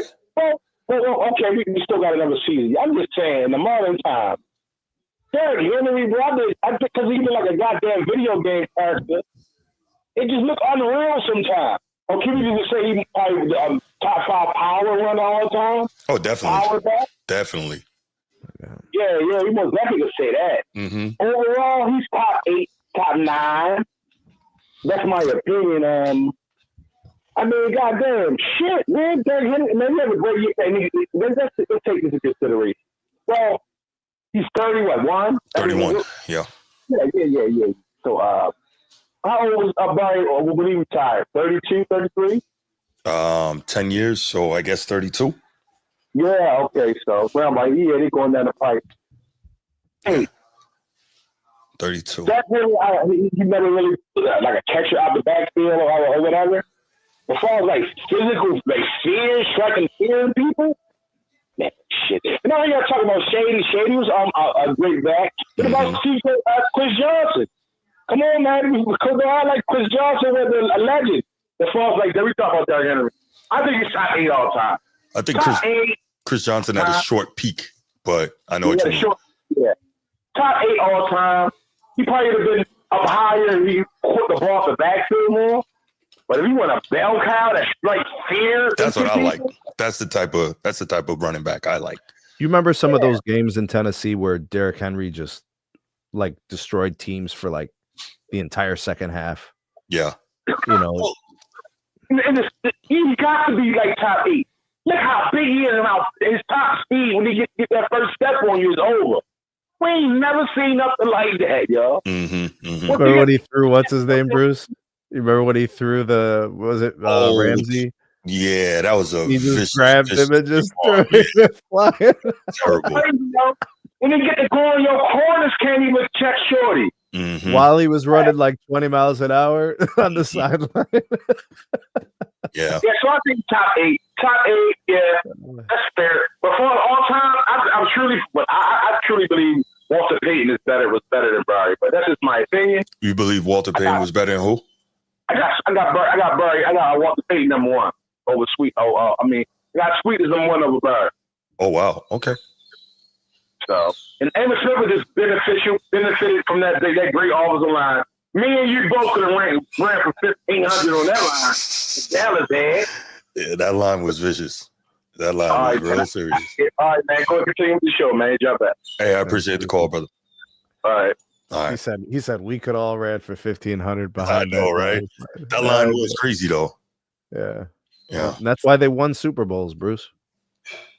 You know, you got Troy Aikman, who's a good quarterback. You got Michael Irvin, who's a good wide receiver. You got, Alvin Harper, who's a good player. You had good players. Jay Novacek. But you had good players with a great line. Mm-hmm. There you go. There you go. Laker Nation, what up? It's Be Ready Sports Podcast. My bad. Die hard, bro. Be ready, you guys. Stay ready. My fault. Be Ready Sports Podcast. Coach T, what's good? Coach T. What's good? What up? Man. Get this damn thing off my neck. When I was a kid, I used to say what y'all be saying about Emmitt Smith. But come on, let's be real, man. Y'all over here talking about it. You put me behind that offensive line, man. Y'all wouldn't even finish the game with 20 yards behind that. Obviously, that's hyperbolic. Here's the man. I have never seen a football player get punished because he did his job well. Emmett closed out games. He got 4 and 5 yards down the field. Regardless, the offensive line wasn't getting 4 and 5 yards down the field. You had to open up the holes. He finished those runs. So you got him as the best, Coach T? He's taking first down, he was taking first down, second down, third down. Then the backup come in after the second move of the chain. The backup probably averaged 10, maybe got 10 carries a game. Emmett carried that load. Y'all got to put more, man. Y'all got to put more. We got to get out of the nostalgia because, somebody can make all these fancy runs. Oh, they better than this guy because, he makes 1 or 2 cuts and gets upfield and not down there dancing with these defenders. Okay, hold on. Let me just, I want to be clear here. Are you trying to say Emmitt Smith is better than Barry Sanders? Yes. Okay. So what's your top 5? What's the order look like? And let's be real. Let's be real. Let's be real. Before Barry bust that 180-yard run, how many times have he stalled his offense because they gave him the ball 3 and 4 times and he wasn't going anywhere? Let's be real. Well, I mean, he does average 5 yards a carry for his career. So, Coach T, he got that one big run. 3 or 4 series down the road after their team is already getting smacked. Coach T, Barry Sanders has 15. Coach T, Barry Sanders has 15 50-plus yard TD runs. 46 40-plus yard TD runs in 10 years. The game's about finding pay dirt, and this guy's finding it on these long runs. I mean, he's not just getting through the line; he's breaking through the second and third level. You guys are going through the cumulative stats that you're reading. You guys watch the game. You've seen him have games where he had 10, 11, 12 carries for minus 15 yards, and he breaks that one. But what does that tell you, though? You're saying one guy who stalls his offense out is better and more productive than the one guy who keeps his offense moving and wins games and wins titles. To that point, why do you think that Barry Sanders had all that negative yardage? We're talking about those big runs those 1 or 2 big runs he gets. But hold on a second, Coach T. We know the names of the Dallas Cowboys linemen from Emmitt Smith era. We don't know the names of the linemen for the Detroit Lions in the 1990s. We don't know outside of Herman Moore. Who could you possibly name from the Lions wide receivers? Or do you remember the name of the quarterback for the Lions during the Barry era? I remember because I was a huge Lions fan. But I'm just saying, nobody knows those guys because those guys were average or below average. I'm not saying it's Barry's fault that he played with great players. I'm saying there was a clear reason why Emmitt got a chance to really reach his potential. I don't think Barry reached his potential. I think there was more meat on the bone. There was definitely more meat on the bone. Yes. Yeah. He would have broke that record like the following year. In 11 years, he would have broke the rushing record. Emmitt Smith himself says, if Barry Sanders doesn't step away, we're looking at the 20,000-yard running back. Emmitt said that. Not me, not Sneed. Emmitt said that. And that's his contemporary. They were competing. Yes. I'm not saying Barry's not. I'm not saying Barry's not great, but you guys are being very disingenuous when it comes to Emmitt Smith. What if we got him at number 2? Is that good enough, or are you still mad? I'm not mad. I'm just saying, y'all, we got to be. Even though we don't like the Cowboys, we still got to be honest with ourselves. Nobody said Emmitt Smith is. I don't think this isn't about Cowboys. He's leading. Yeah, he had a great offensive line. That's great. But if you put a shit back behind the offensive line, they're still not going anywhere. So a lot of it falls on his shoulder. Yeah, when I was a kid, I said exactly the same thing you guys were saying. I can put a shit back behind a great offensive line. Look at Peyton Hillis. What was so great about him? They're not going offensive line. He had a huge year. He was on the Madden cover off of 1 year. Not going anywhere. You can open up them holes with that crappy ass bag, ain't doing nothing with them. So, you can put everything around a player, but if they don't have the ability to capitalize on what's around them, then that player is garbage. He did capitalize. He's still the all-time leading rusher in yards, all-time leading rusher in rushing touchdowns for the league, and it's not even close. Right. No, it's not. What he played 18 years, right? He was getting TDs in Arizona at the end of his career. He kept playing. No, that's cool, but it's not close. But he played 18 years. Okay, cool. He was able to keep himself in condition and avoid injury, which is a skill in of itself. For a running back, you got to give respect to that. That's exactly what I was just doing. Is what? I was just doing that. The point I'm trying to make is nobody's saying Emmitt Smith isn't a bum. What we're saying is if Barry Sanders has the benefit of that offensive line and those weapons, Emmitt Smith is a bum. Correct. No one's saying he's a bum. He said nobody said Emmitt Smith isn't a bum. No, nobody's saying he's a bum. But we're saying if you give Barry Sanders the benefit of all those other weapons and that O-line, good God. So when you're comparing Emmitt Smith, you're talking about. I'm going to say what. Go ahead, your show. No, we're just talking about when you comparing him with all the other all-time backs. That's what we're saying. If they had the benefit of what he had, good Lord. Think about if you put Adrian Peterson behind that line for however many years that Emmitt Smith played. LaDainian Tomlinson, right? There's a lot of dudes you put him behind that line.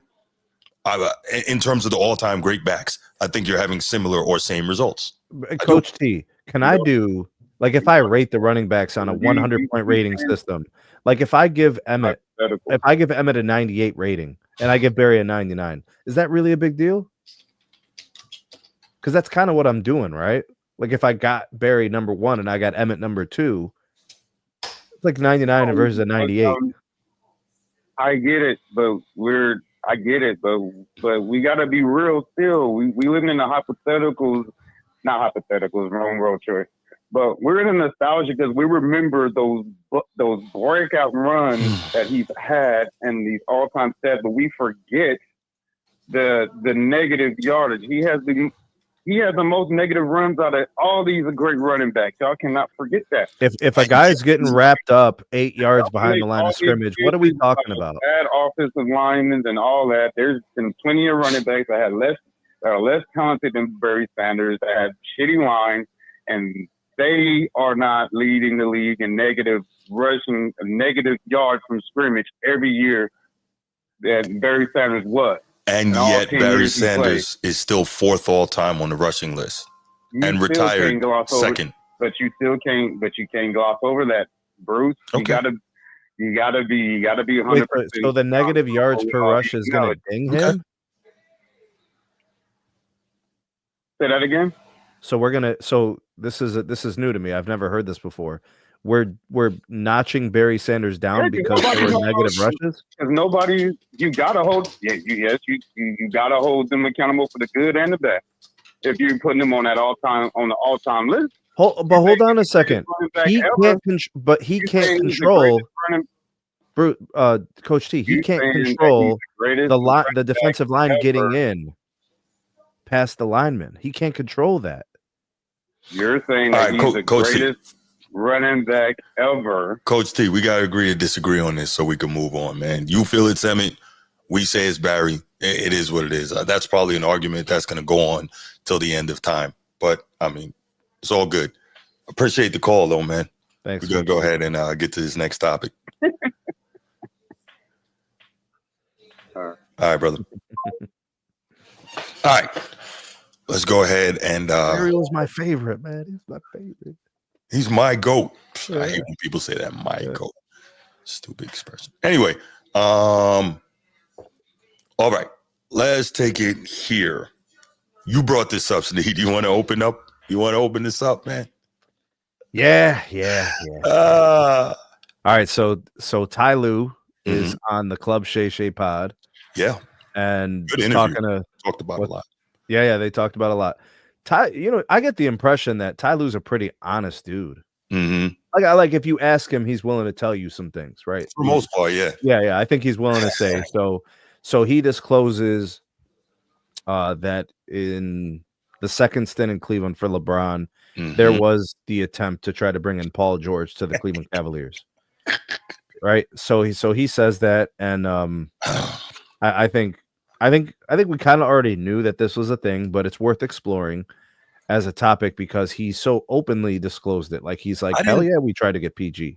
I didn't recollect that was a thing. I remember back then it was pretty like at the time. So we're talking about what, like 15, 16, 17 era.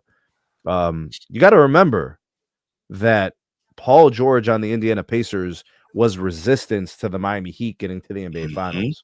So it was like Roy Hibbert and those guys. And yeah, here we go. Here's the footage right here. Paul George was a beast in terms of his skill, his abilities. I mean, he was an amazing player. And offensively. Yeah, he was a very good defender because he had the prototypical size, good motor, jumping out of the gym. Yeah. I thought his offensive game was pretty polished, actually. To me, he was a lot like a T-Mac offensively, wasn't he? Yeah, you know what? That's a great analogy, like a T-Mac light. Yeah. So, and his game over time, Bruce, got better, right? So it was like seasoning. When he became a better shooter, yeah. Yes, and then defensively, it was always there. So he never was lazy. I always saw him defending like the other team's better players. He came into the league like 6'3", and I think his after his first year in the league, he was like 6'9" or something.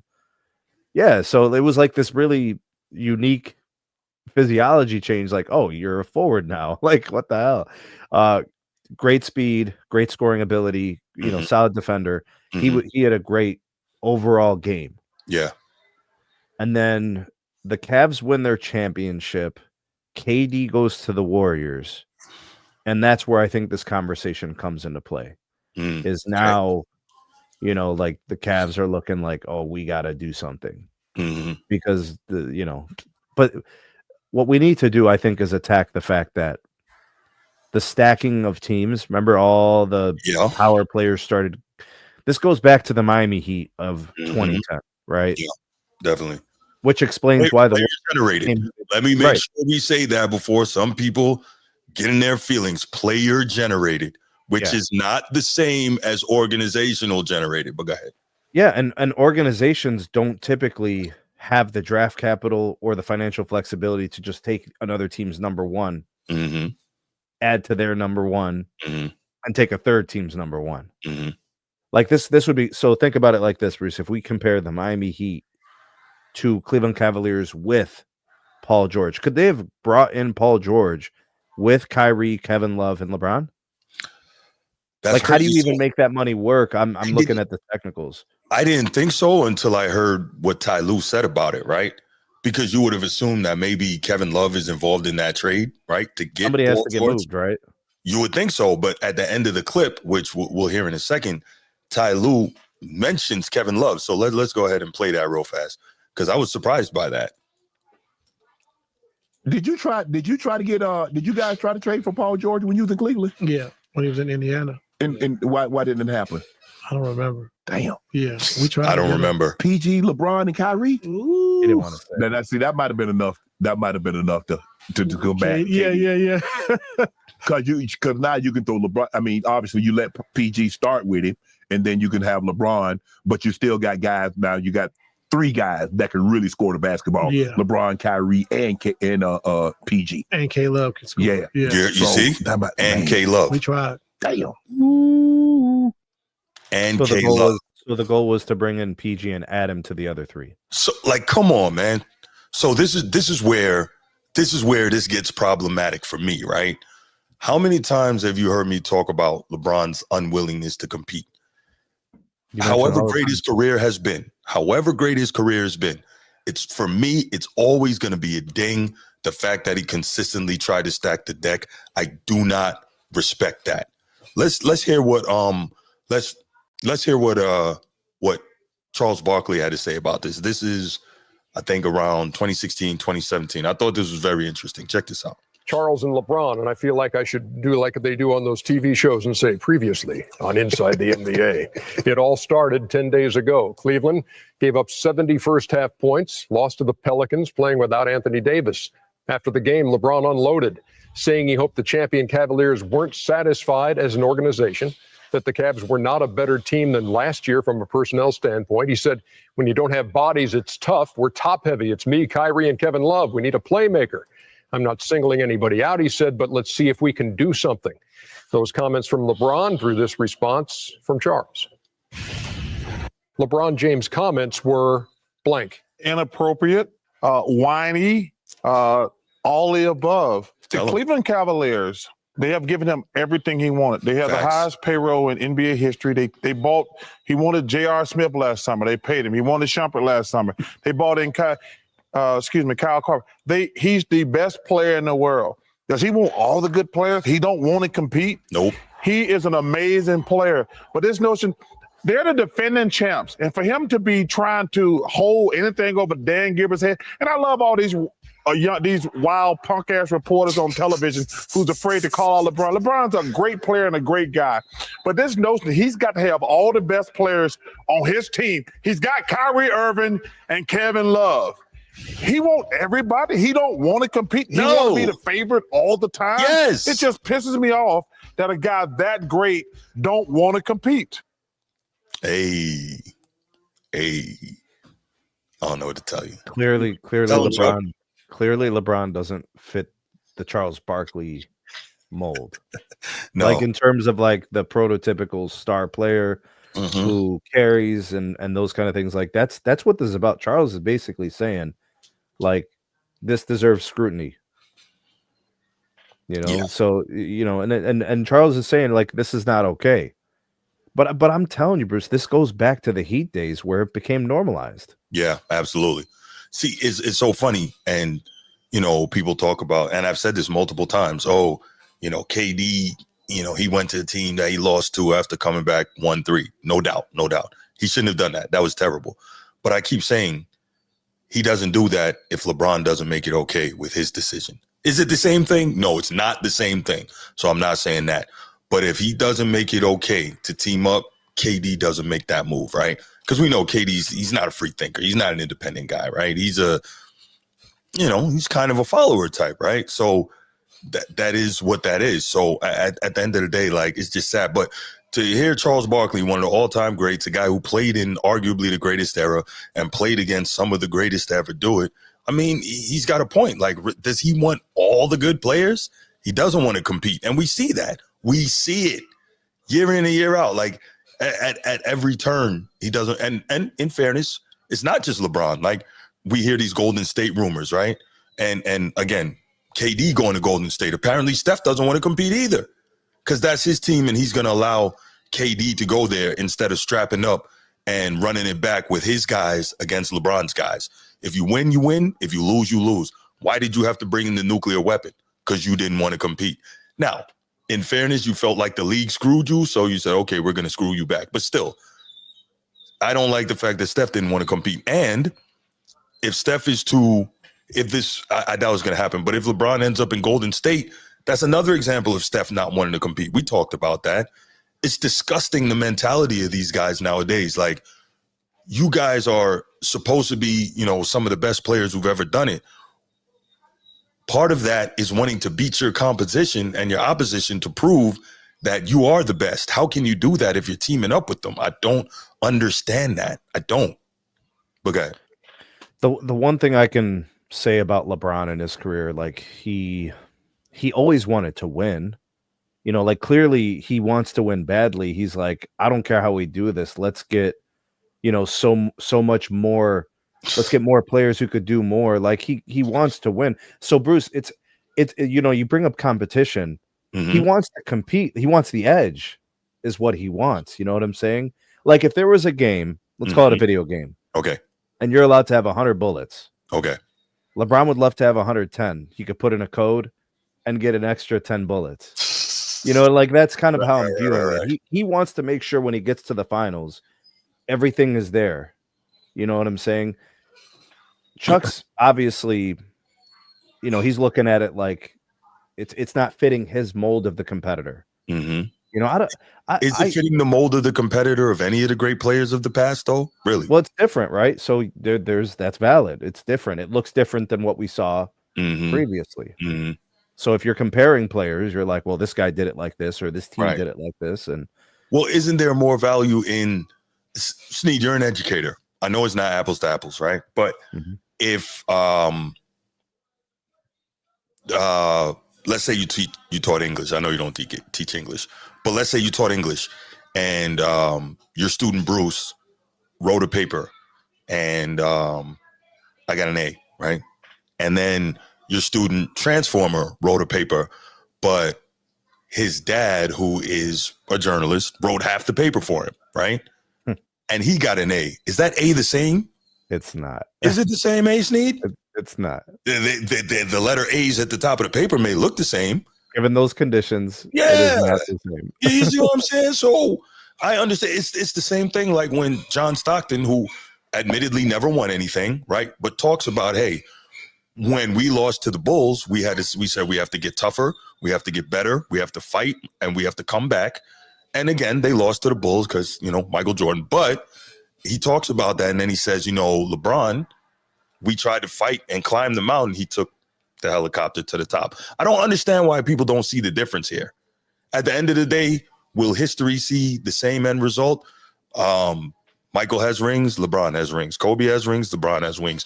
LeBron has more rings than Larry Bird. LeBron has one less ring than Magic Johnson, but he's up there, right? But how things happen, I don't understand why that doesn't matter. Yeah, at the end of the day, the world is results oriented, but how you got these results, man, they matter. Well, those are the nuances that people argue. That's where the conversations are had. They're about the nuances, those tiny things. Right. Because if it's just a conversation about winning championships, then that's easy. We can quantify that. This guy won 4, this guy won 4, 3, 5, whatever. Yeah. But I mean, it's a very nuanced thing. And it's these are subjective conversations. It's really, really muddy. You know, I don't understand why though. Well, it's muddy because every era takes on a different persona, like in terms of like how the league is like behaving. Okay. You see what I'm saying? So like there's going to be people that tell you that the Miami Heat thing, the Boston Celtics thing, you know, the Warriors thing, like that's this era. That's how we characterize the 2000s, 2010s. So everything within that era is normalized. Here we go. It didn't look like that in the previous eras, right? Look who's here. Jeez.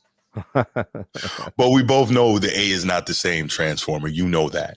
And that's what we're saying. The nuance. We both know it's not actually the same. But go ahead.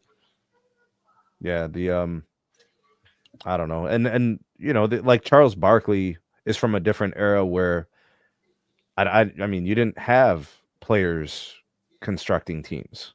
Like was there any of that happening? I don't think so. Not that I've never heard anybody speak on it. No. Okay, so I'm just double checking. Like I don't know. Maybe sometimes people know things that I don't know. I don't know. But what we have heard are all-time greats from that era saying They had the opportunity to team up and they didn't because they wanted to compete and beat that person. We've heard this that. This is what I'm trying to say, Bruce, is like I don't have a problem with LeBron wanting to win so badly. I'm okay with people wanting to win really like that's a great trait. I want to win. Like who signs up to lose? Like I get it. You know what I mean? Right. I think the nuance here is that not everybody is with the methodology. Mm-hmm. You know. No, I think it definitely matters. I definitely think it matters. So to Young Disciple, no, Kevin Love wasn't a superstar, right? But what was he averaging? 26 and 14 the year before he went to Cleveland? Like he was a problem, right? Kevin Love. He was all NBA. Yeah, Kevin Love was him. He was he was literally like he was putting he had MVP votes. He did. He had MVP votes. He was all NBA. Yes. He was a multi-time all-star. Right. He was reaching his peak. Like he was a legit stretch big. Right. This was a guy who had games where he had 20 plus rebounds a game. Like that happened on multiple occasions. Yes. And then those same games he had 30 plus. You know, so this is not a question about ability. Like Kevin Love was one of the most productive players of his era. So this is funny. Young Disciple is trying to now kind of move the goalposts and say, well, Kevin Love wasn't a superstar, but it doesn't matter. Let's say he didn't have to be a superstar, but the fact is this: if he wasn't what he was, is LeBron trading away guys to bring him?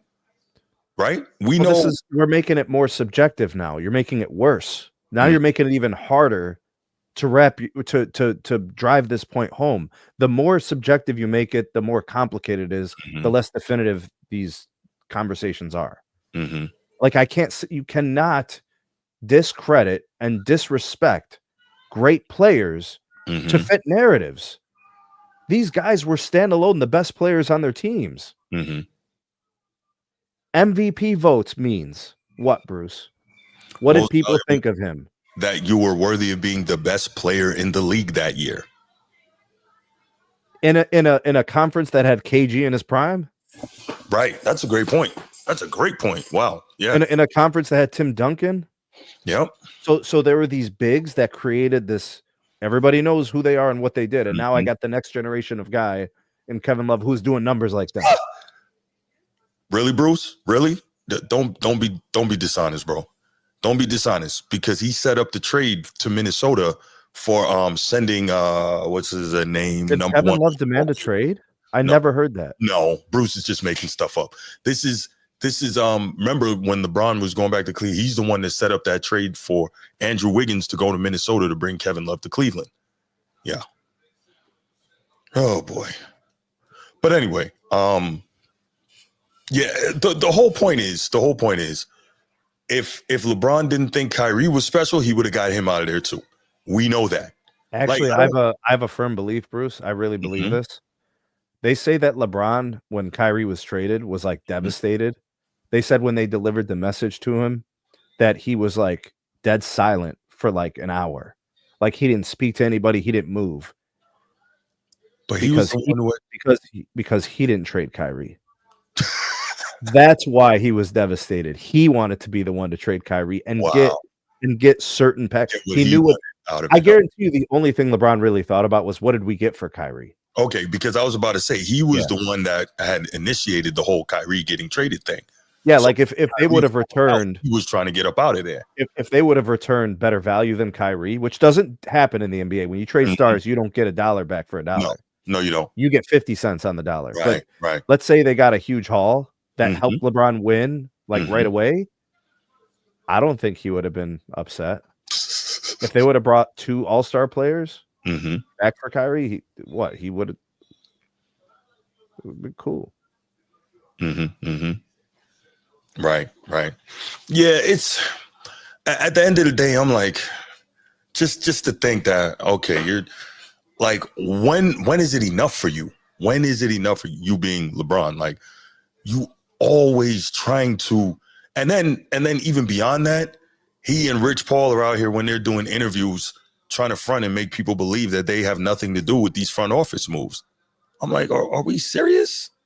Are we serious? So, you know.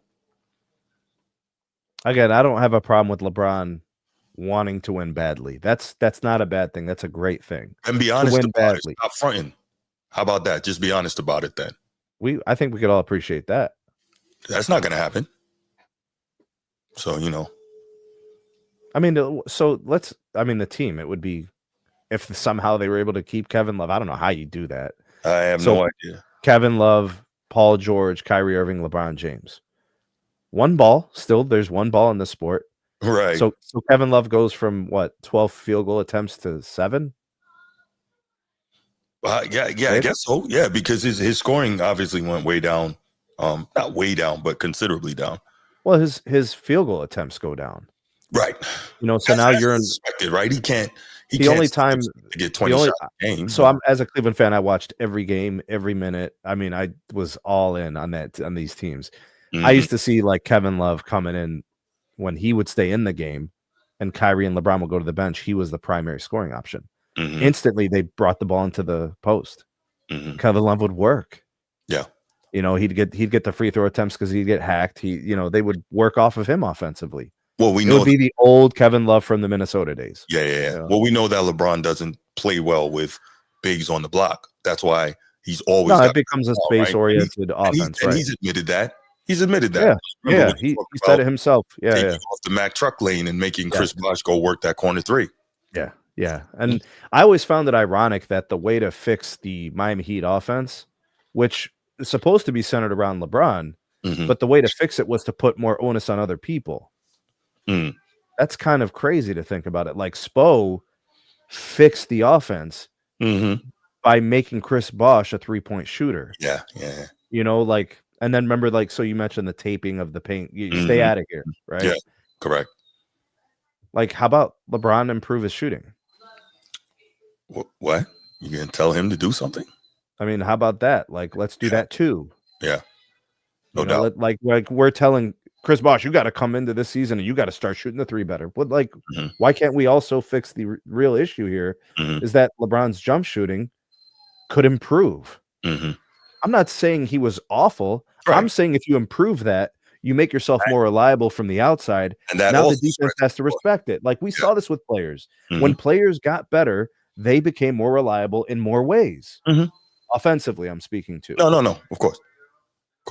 But you know, I get it. But you know, back to the Paul George piece. When it comes down to it, it's just amazing to me. And you know what's the other thing just occurred to me, right? If you bring in Paul George and you're LeBron, that means you got to play less defense because Paul George was an elite wing defender. So even though they were saying that, you know, prime LeBron was a great defender, which again, you can't make me believe that because I've seen him get done up too many times by too many guys, but that's a whole different thing.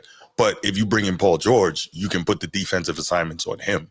So yeah, I mean, absolutely. I mean, you could split time. It gives you optionality. I mean, that's what this is really about. When you have more players who could do things at a high level, it gives you optionality.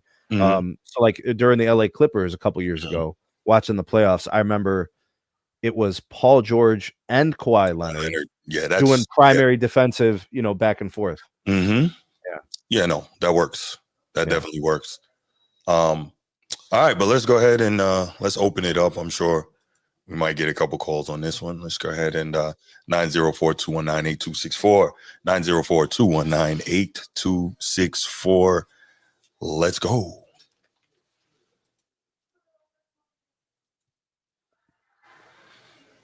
Yeah, I would say that LeBron's defense really leveled up.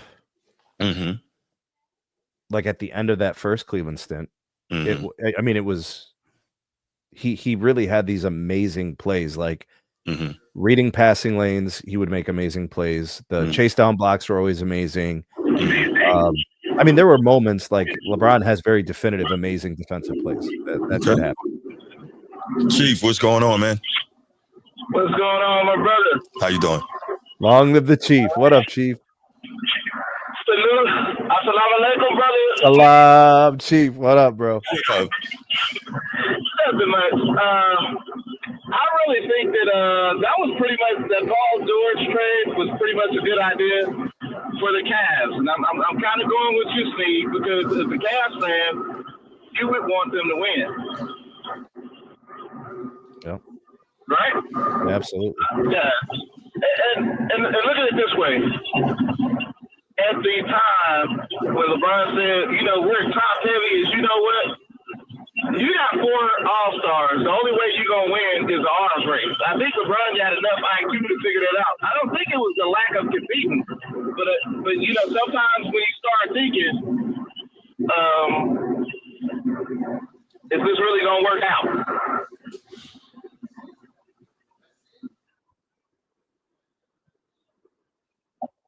Yo, Bruce. I'm here. I was listening to you. Yeah, we're listening. Go ahead, Sid. Was that it?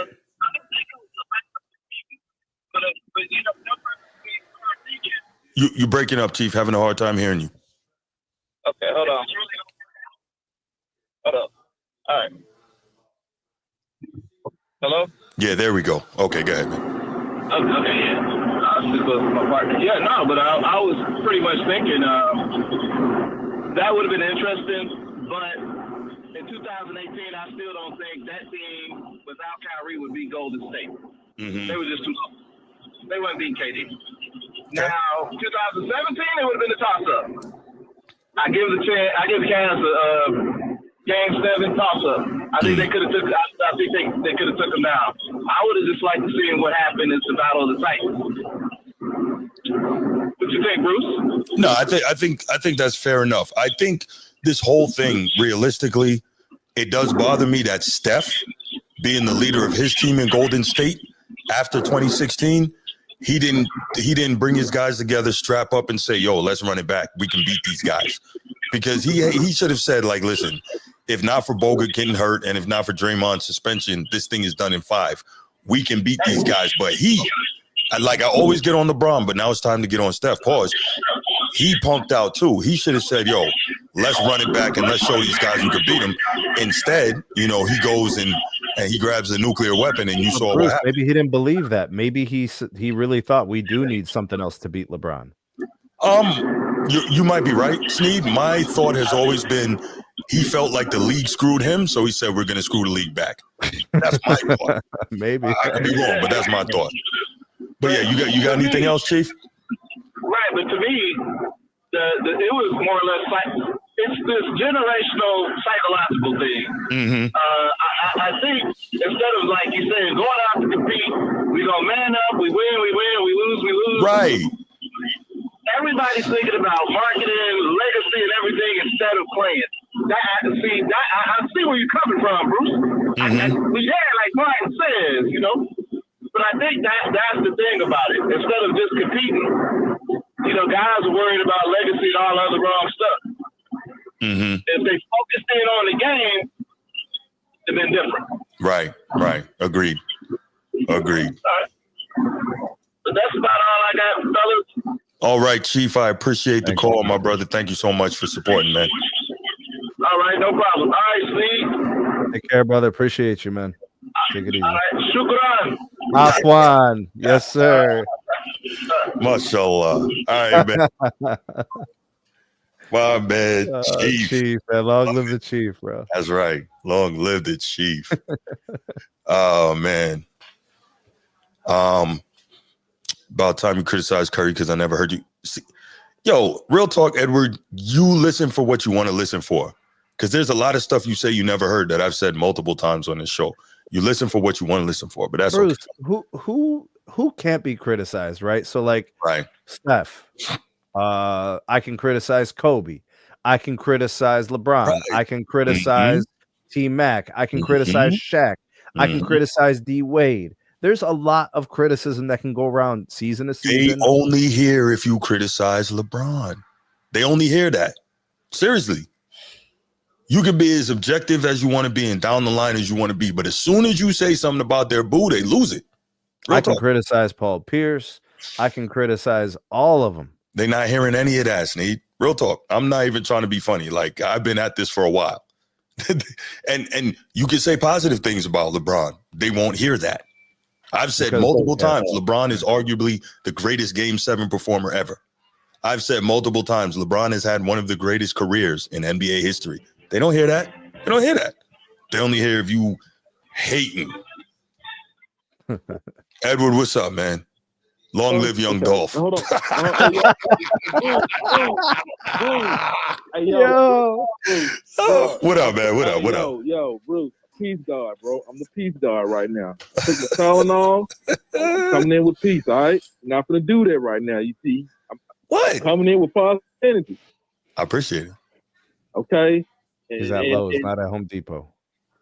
But no, I'm not. Actually, I'm in the bed right now. You know what I'm saying? I had a headache. I'm like, pause. Bro, you in the bed calling another man? What's going on here, man? Bro. Hey, yo, dude, y'all is really flipping out right now, man. Y'all need to chill out.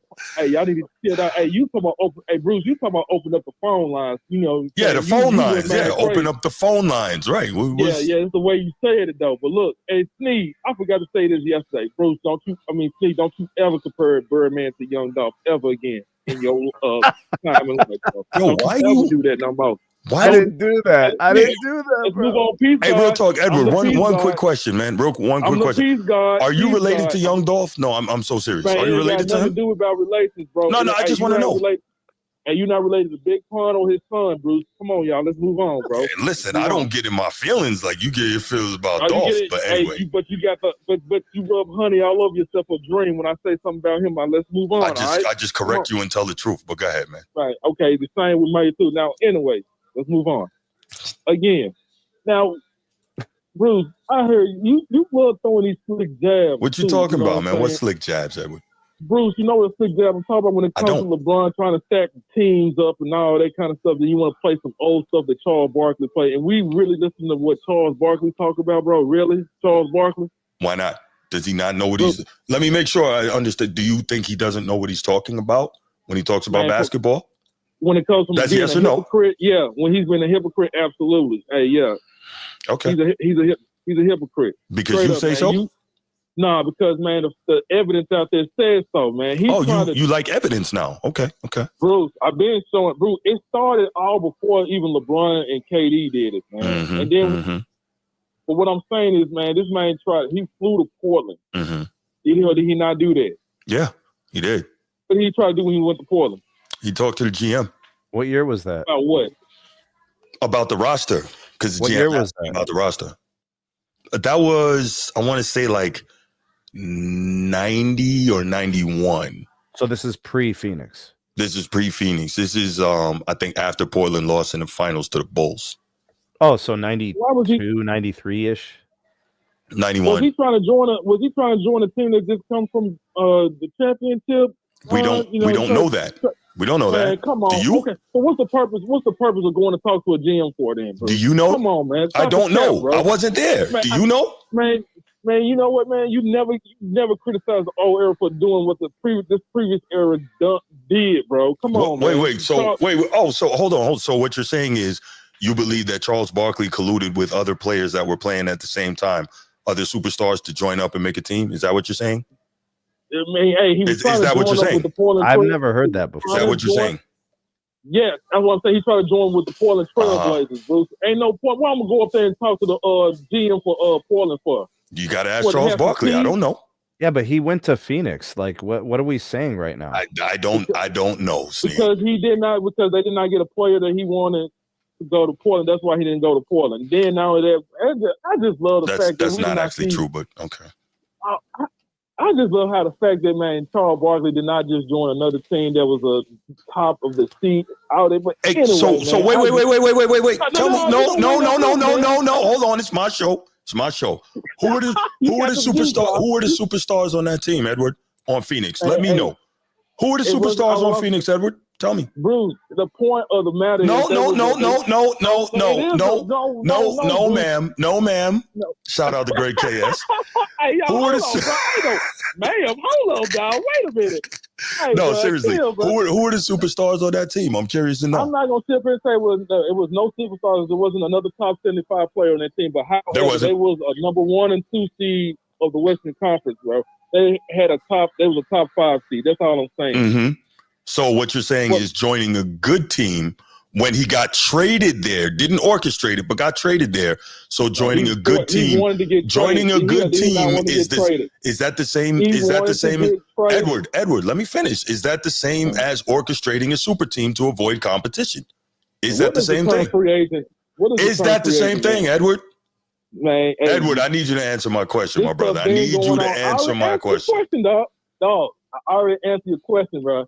We do not know. I'm gonna say we do not know, but I do. Oh, know now we do not know. But you know that he went to Portland and did this and that. We know players back in the day actually requested for trades and all that stuff. Hey, Sneak, can I ask you something, brother? Yes, sir. Is requesting a trade the same as forcing your way out? Of course not. Okay, just checking. I'll just check it out. Did it.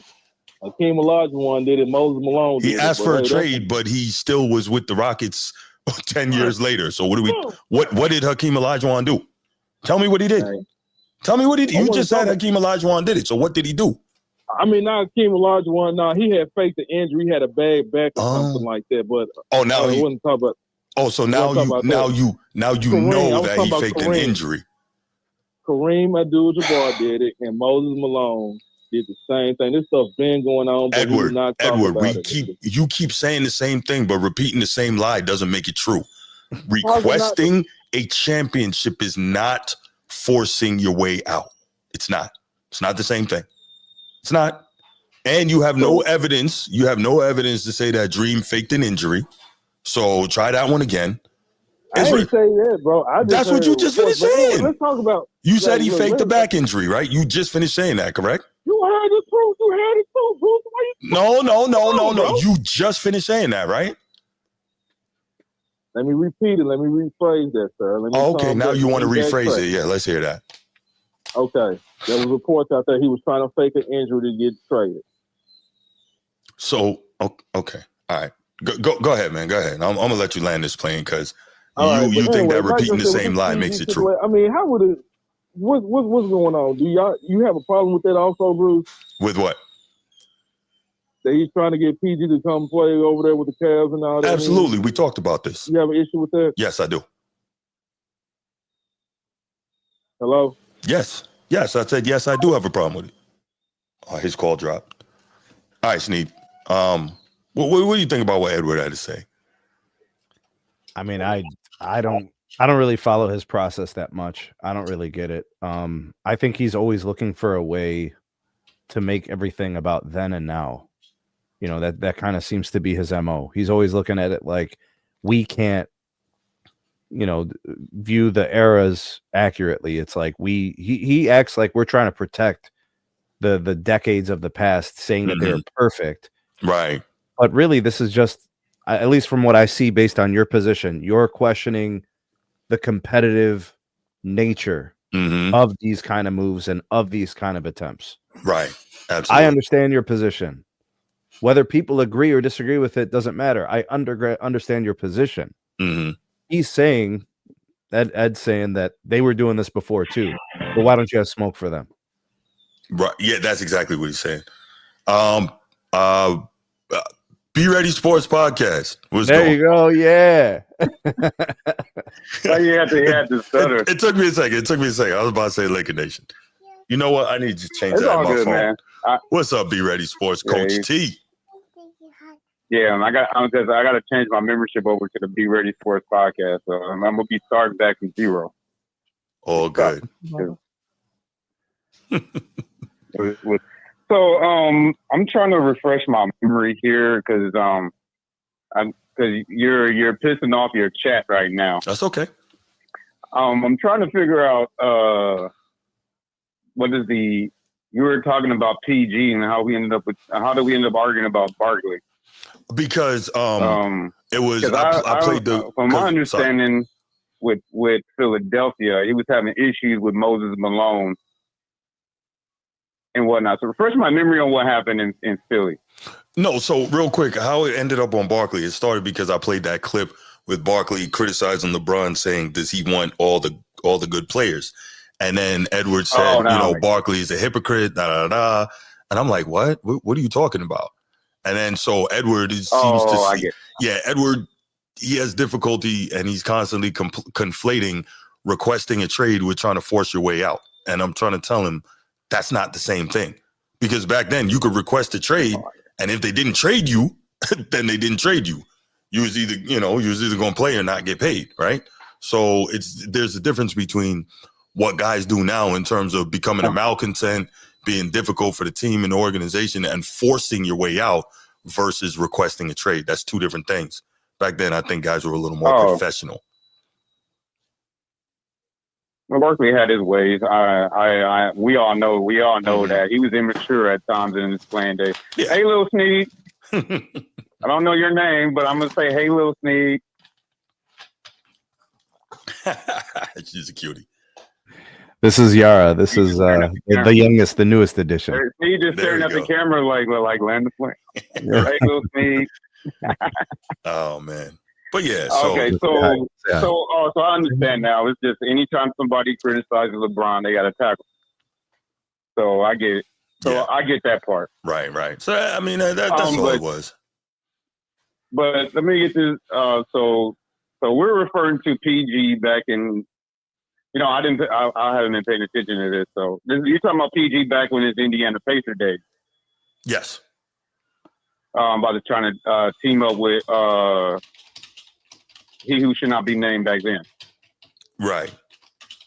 But at that time, I remember him saying that he was trying to force his way to the Lakers. I didn't hear that one. Well, he was trying to makes sense though. He's a Cali guy, so it makes sense. Yeah, because he was talking about if he would have played out his contract. Mm-hmm. I think he said this on his podcast. That he would have played out his contract. He was going to try to get his way out to the Lakers.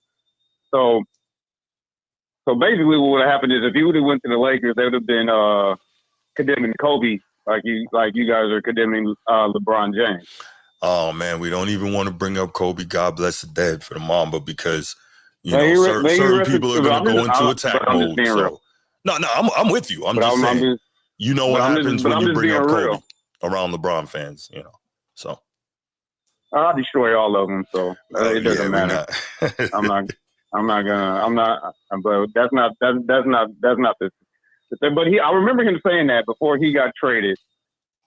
If he would never got traded, his preferred destination was to Los Angeles. So like this is news to me about him being ecstatic about the possibility of playing with LeBron James.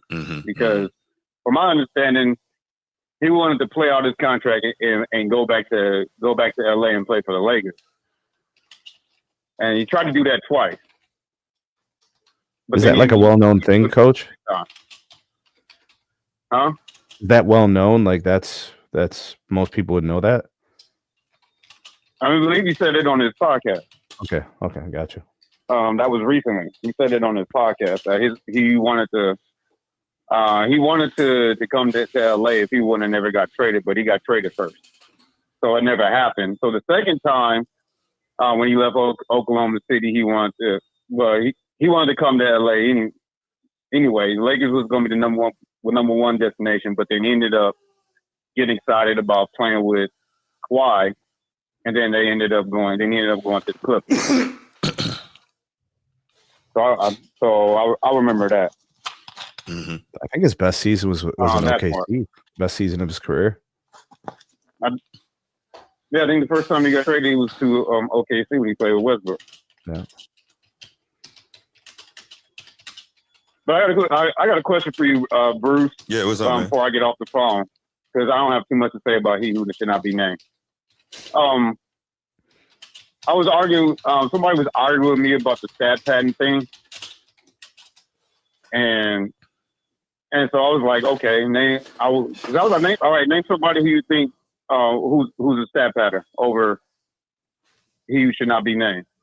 James Harden. And they said he said James Harden and Russell Westbrook. Yeah, Westbrook. And I told him, I give you James Harden, but Westbrook play style, those triple doubles he averaging close to it is legitimate because he plays all over the place.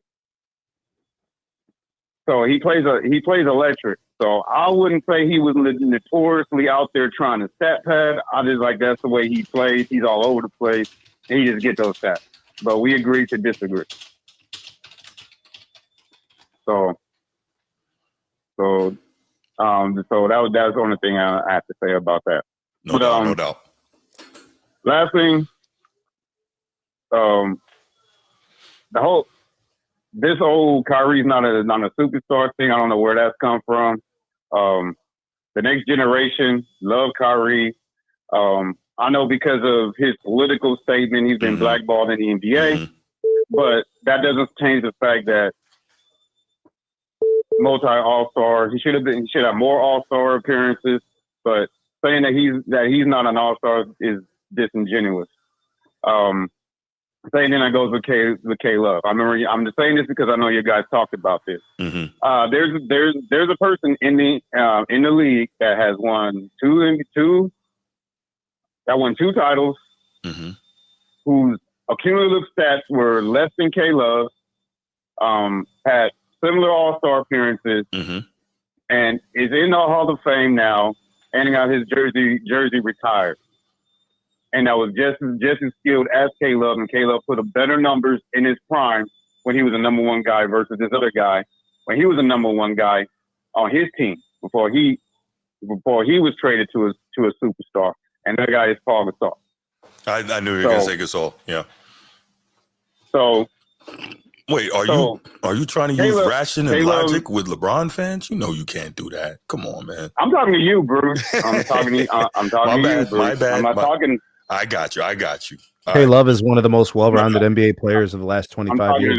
So he is. So this is just to everybody that said that he's not going to be a Hall of Famer. When you got guys on here that had a similar career, he put up better numbers than them. Similar All-Star, same amount of titles. So he's not going to get in, but they did.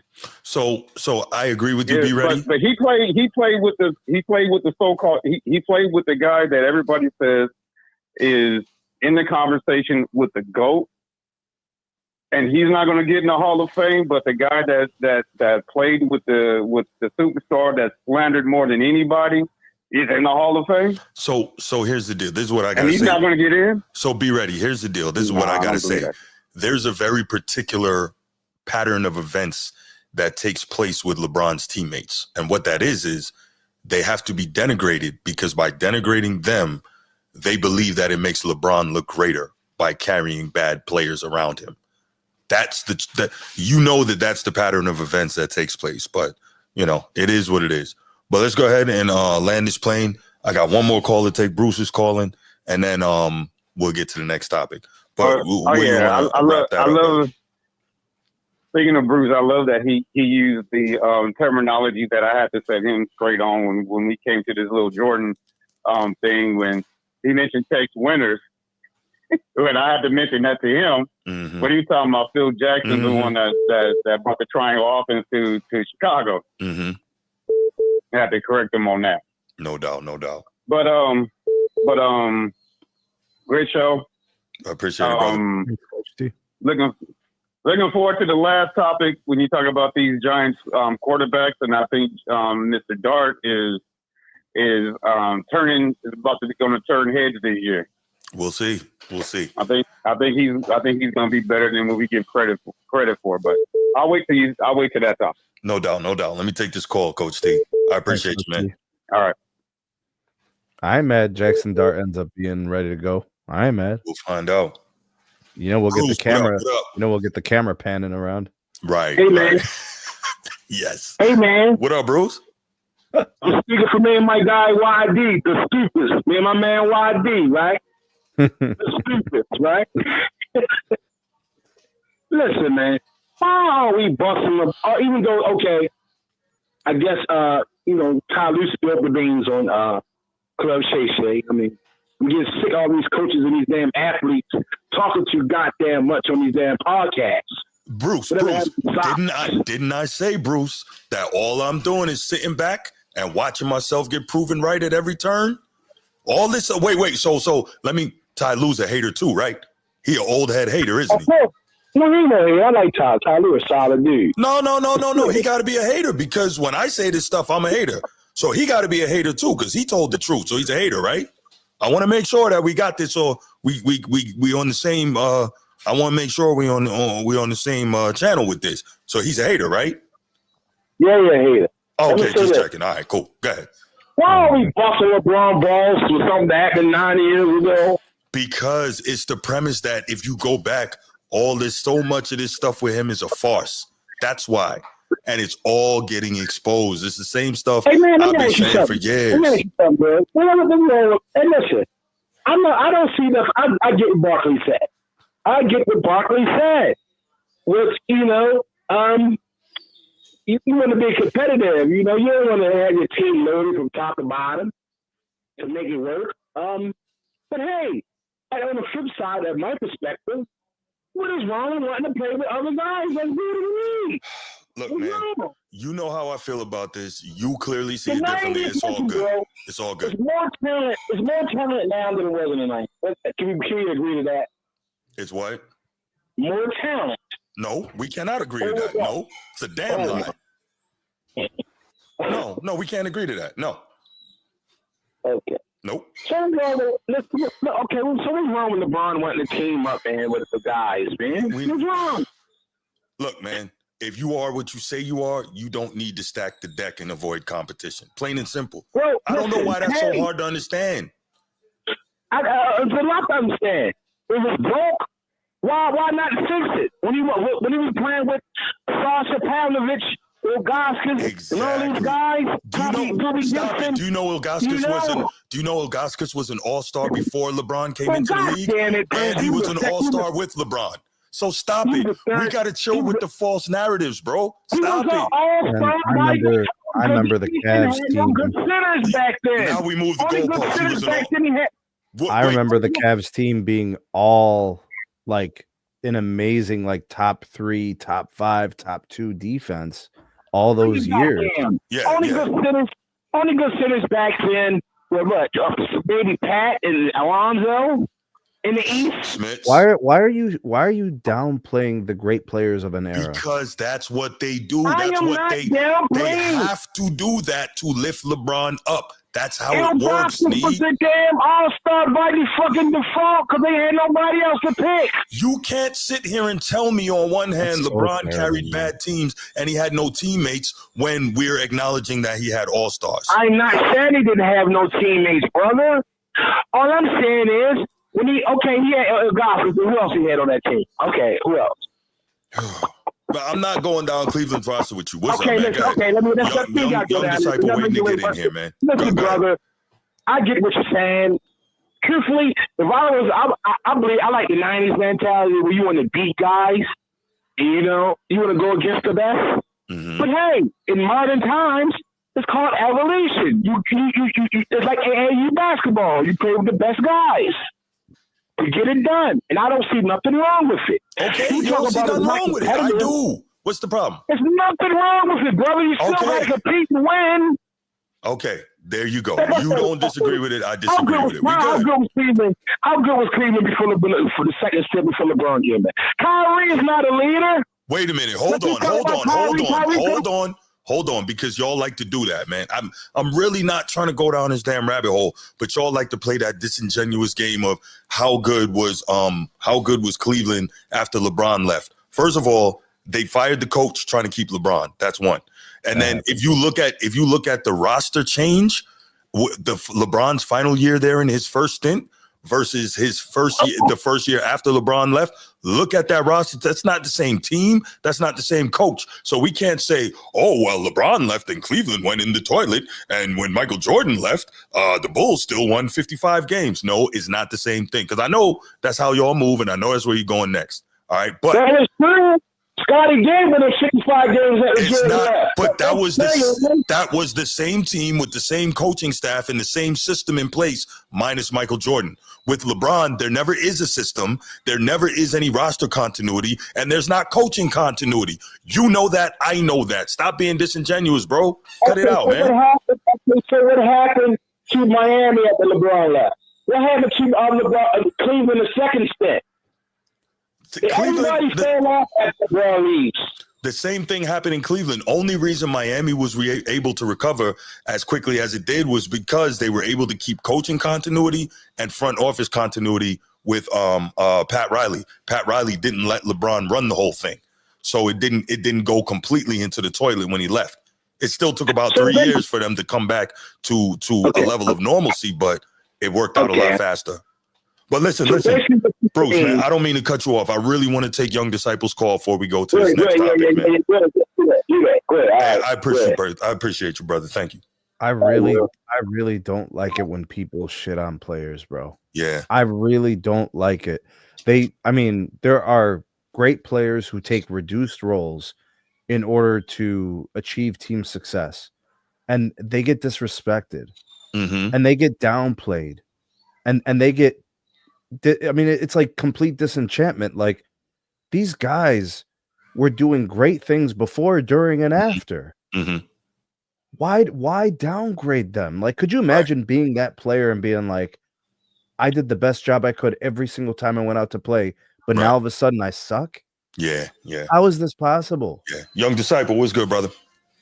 Man, I tell old dude to cry me a river. We ain't trying to hear all that, bro. Y'all always want to get feelings and learn empathy when it's any player, nigga. I'm saying besides LeBron. Now, what we gonna do is, bro, we gonna hold everybody to the same shit, nigga. The same way y'all talk about LeBron. I'm saying everything he do, nigga. No matter what, we gonna hold other players to that same thing. Watch the N-word, bro. Watch the N-word. All right, that's cool, but I don't want to hear none of that. Okay.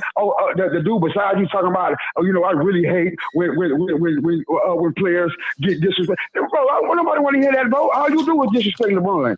All you do is question LeBron. How did I disrespect LeBron? Bro, I'm just saying, bro. I'm saying, bro, we already know you a character, bro. I already showed you a character. I'm saying you have been on other shows, bro. How did I disrespect LeBron? You had nothing negative to say about LeBron. How did I disrespect LeBron? I didn't see you tell jokes about money. How did I disrespect LeBron? You a character, bro. You a character, bro. How did I disrespect LeBron? Why is this so hard? You know you're a character.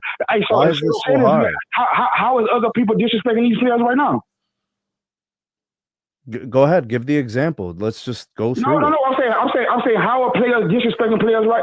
No, I'm saying you give me an example. You don't want that. You sitting up there saying because somebody said Kyrie wasn't a superstar. Bro, how you a superstar, boy, if you ain't never been to the playoffs? I didn't say anything about Kyrie Irving. But that's what's being said though. So follow the conversation. I distinctly mentioned something about Kevin Love. Kevin Love is a Hall of Fame caliber player. Kevin Love has numbers to prove it. Kevin Love is a champion. Kevin Love is a rebound champ. Kevin Love is all NBA. Kevin Love. You can't overtalk me. You can't overtalk me, bro, or trying to dodge what I'm saying, bro. It's not gonna help you, bro. What are you talking about? I asked you, was Kevin Love a superstar? No, Kevin Love was not a superstar. Okay, was Kyrie Okay, Irving? now I answered your question. Now answer mine. What did I say negative about LeBron? Hey, bro, I'm the guest. I'm saying, see, all that is to try to get me off my square, but I ain't getting off my square, bro. I'm focused. So was Kyrie Irving a superstar? So Kyrie Irving wasn't in the league long enough to have been a superstar at that point. I didn't ask you that, Bruce. Superstar talent, was he a superstar? He was a superstar talent. Bruce, Joe Johnson had superstar talent. What does that mean? I asked you, was he a super? You say, all right, but let's look. Kyrie Irving was a superstar talent, and he was Rookie of the Year, right? Was he a superstar, bro? I'm asking direct questions, bro. Superstar talent. He hadn't been in the league long enough. Bro, was he a superstar, bro? Hey, bro. Okay, and I'm saying for you to keep adding talent, and you can't just say yes or no, bro. You're answering my question, bro. Well, very few players are superstars walking into the league, though. So then, why are you letting dudes saying that they were superstars, bro? Like that's what I don't get. Like a person that was just on the phone with you, bro, like had a whole soliloquy explaining why he thought that Kyrie Irving was a superstar. Not one time, bro, did you stop or interrupt him and let him know, hey, I get what you're saying, bro, and them points could be right, but Kyrie Irving was never a superstar. Well, wait. We can't say he was never a superstar. We could say he hadn't become a superstar at that time, but he was a superstar talent. And we can hold on. Hold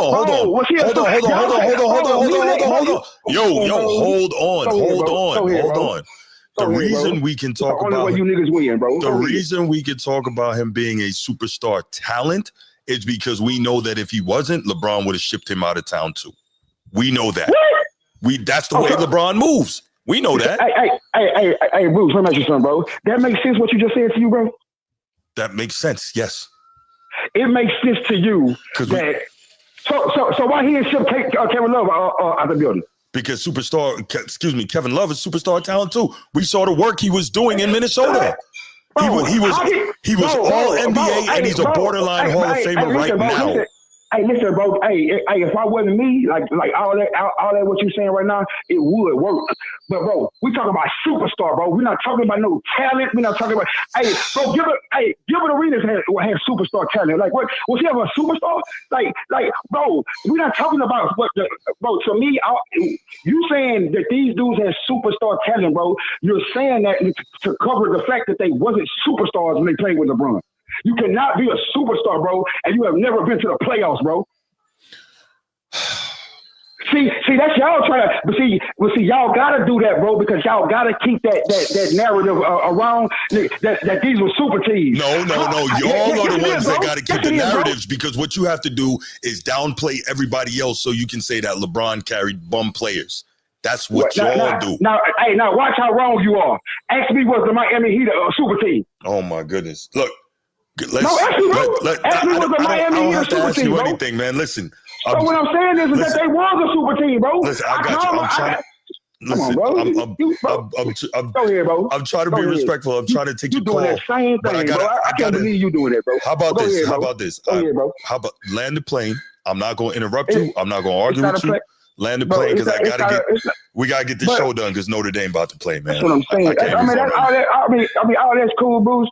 But I just heard old dude on the phone, and you was challenging everything he was saying, bro. You was talking big and bad, bro. You had your hoorah, everything about LeBron, and then I get on here for 2 minutes, bro. I have a disrespect. I ain't nothing. No, and now you gotta ship off, like that, bro. That's you good, bro. You good, bro. I respect it, bro. I respect it, but I know one thing, two things for sure, bro. You would never ever, bro. That dude I can play right now. You would never give me that opportunity, bro. I cam up for you, bro. Because bro, you a world of narratives, bro. But all right, bro, that's a bit. I appreciate the call, young disciple, man. Thank you for your passion, man. I want to finish. Man, I want to finish this thing right here, bro. I swear to God, bro. Bro, you about to crash out, bro. All right. Last topic, y'all. Last topic. All right.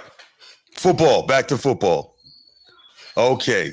New York Giants, New York City, largest, greatest media market in the world. Arguably the global media capital, financial capital too.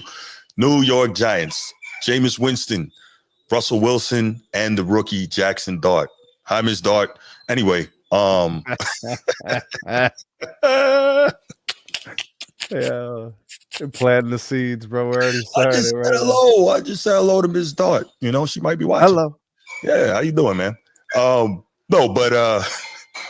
This is an interesting quarterback room, and I just wanted to bring this up as kind of the final topic on the way out, because, you know, we're hearing a lot about the great job Jackson Dart did in the postseason, and kind of, I guess the bigger question is, at what point this season is he going to play?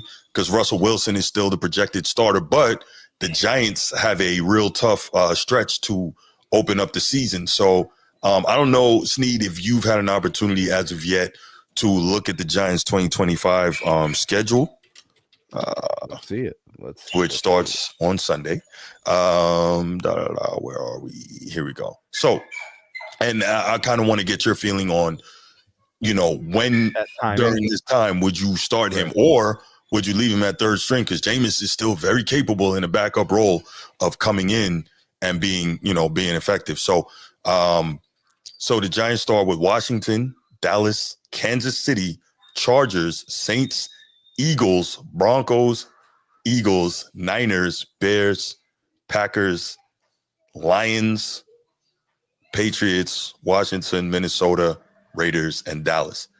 That's a tough schedule. Yeah, that's a tough schedule. So I'm curious to know. Their bye week? Say again. The bye week. They have a bye week. Week 14 is their first bye. Wow. So okay. They've got like the last week of buys, right? So yeah. So he doesn't get the benefit of coming in off the bye week. No, splitting it like down the middle or something like that. So the first 6 weeks of the season, they only have one bad team, and that's New Orleans. So I'm wondering, like, maybe you sit Jackson Dart this year and really let him get that whole year of seasoning, because this is a tough schedule. And if he's going to be your future, you want him ready. There's moments in seasons where he could come in. Mm-hmm. It just depends on circumstances. So, for example, the first games, ideally, he doesn't play. The first month, even 2 months, ideally, he doesn't play. Because Jameis can come in and throw for 400 yards and 4 TDs. So, like, you don't have to feel like you're obligated to bring him in, over Jameis Winston. You can go with Winston over Wilson if Wilson implodes, if Wilson gets injured, if Wilson's bad, and you're losing games because of Wilson. Like if Russell Wilson is fumbling the ball or throwing picks and they're losing by 1 score, and it's like week 4 or week 5, then Jameis is the guy you're bringing in. You still want Jackson Dart to be sitting.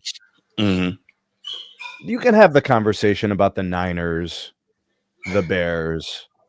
Like that time is like what is that, like week 8, 9, 10? So yeah, like, but you don't need to rush though.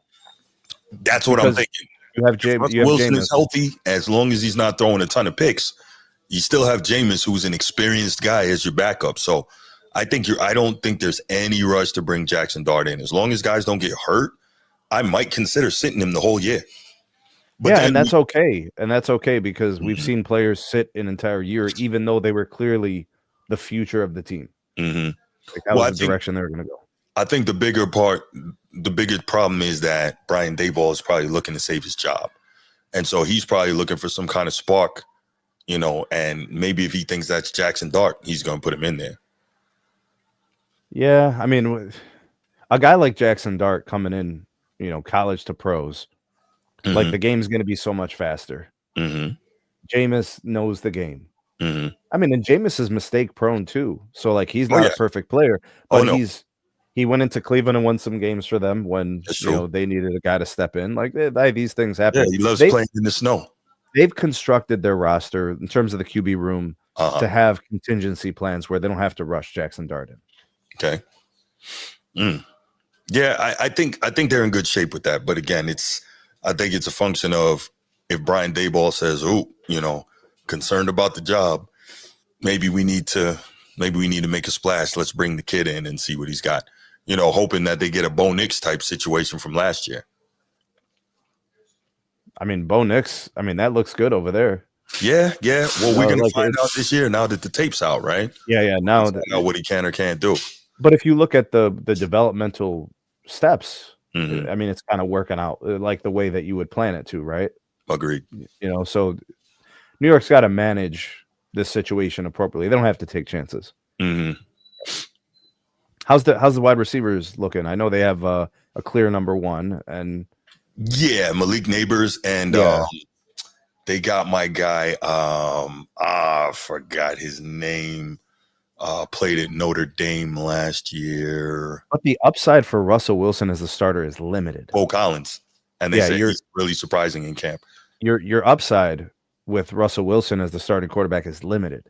Like there's only certain things he can do at this point in his career. Yeah, agreed. So like, I don't know, Bruce. You think they get a couple of wins in the first 2 months of the year? I mean, they're playing the Chiefs. They're playing the Commanders, Broncos, Eagles twice. Yeah, they play the Eagles twice in the same month. That's tough, but that's how divisional games normally go like that. Yeah, but the Eagles, they're good. The Chargers, they're gonna get punched in the mouth, but that actually could be a really good matchup, being as the Giants have a really good D line, Chargers have a really good O line. So Denver has one of the best defenses in the nation, in the league.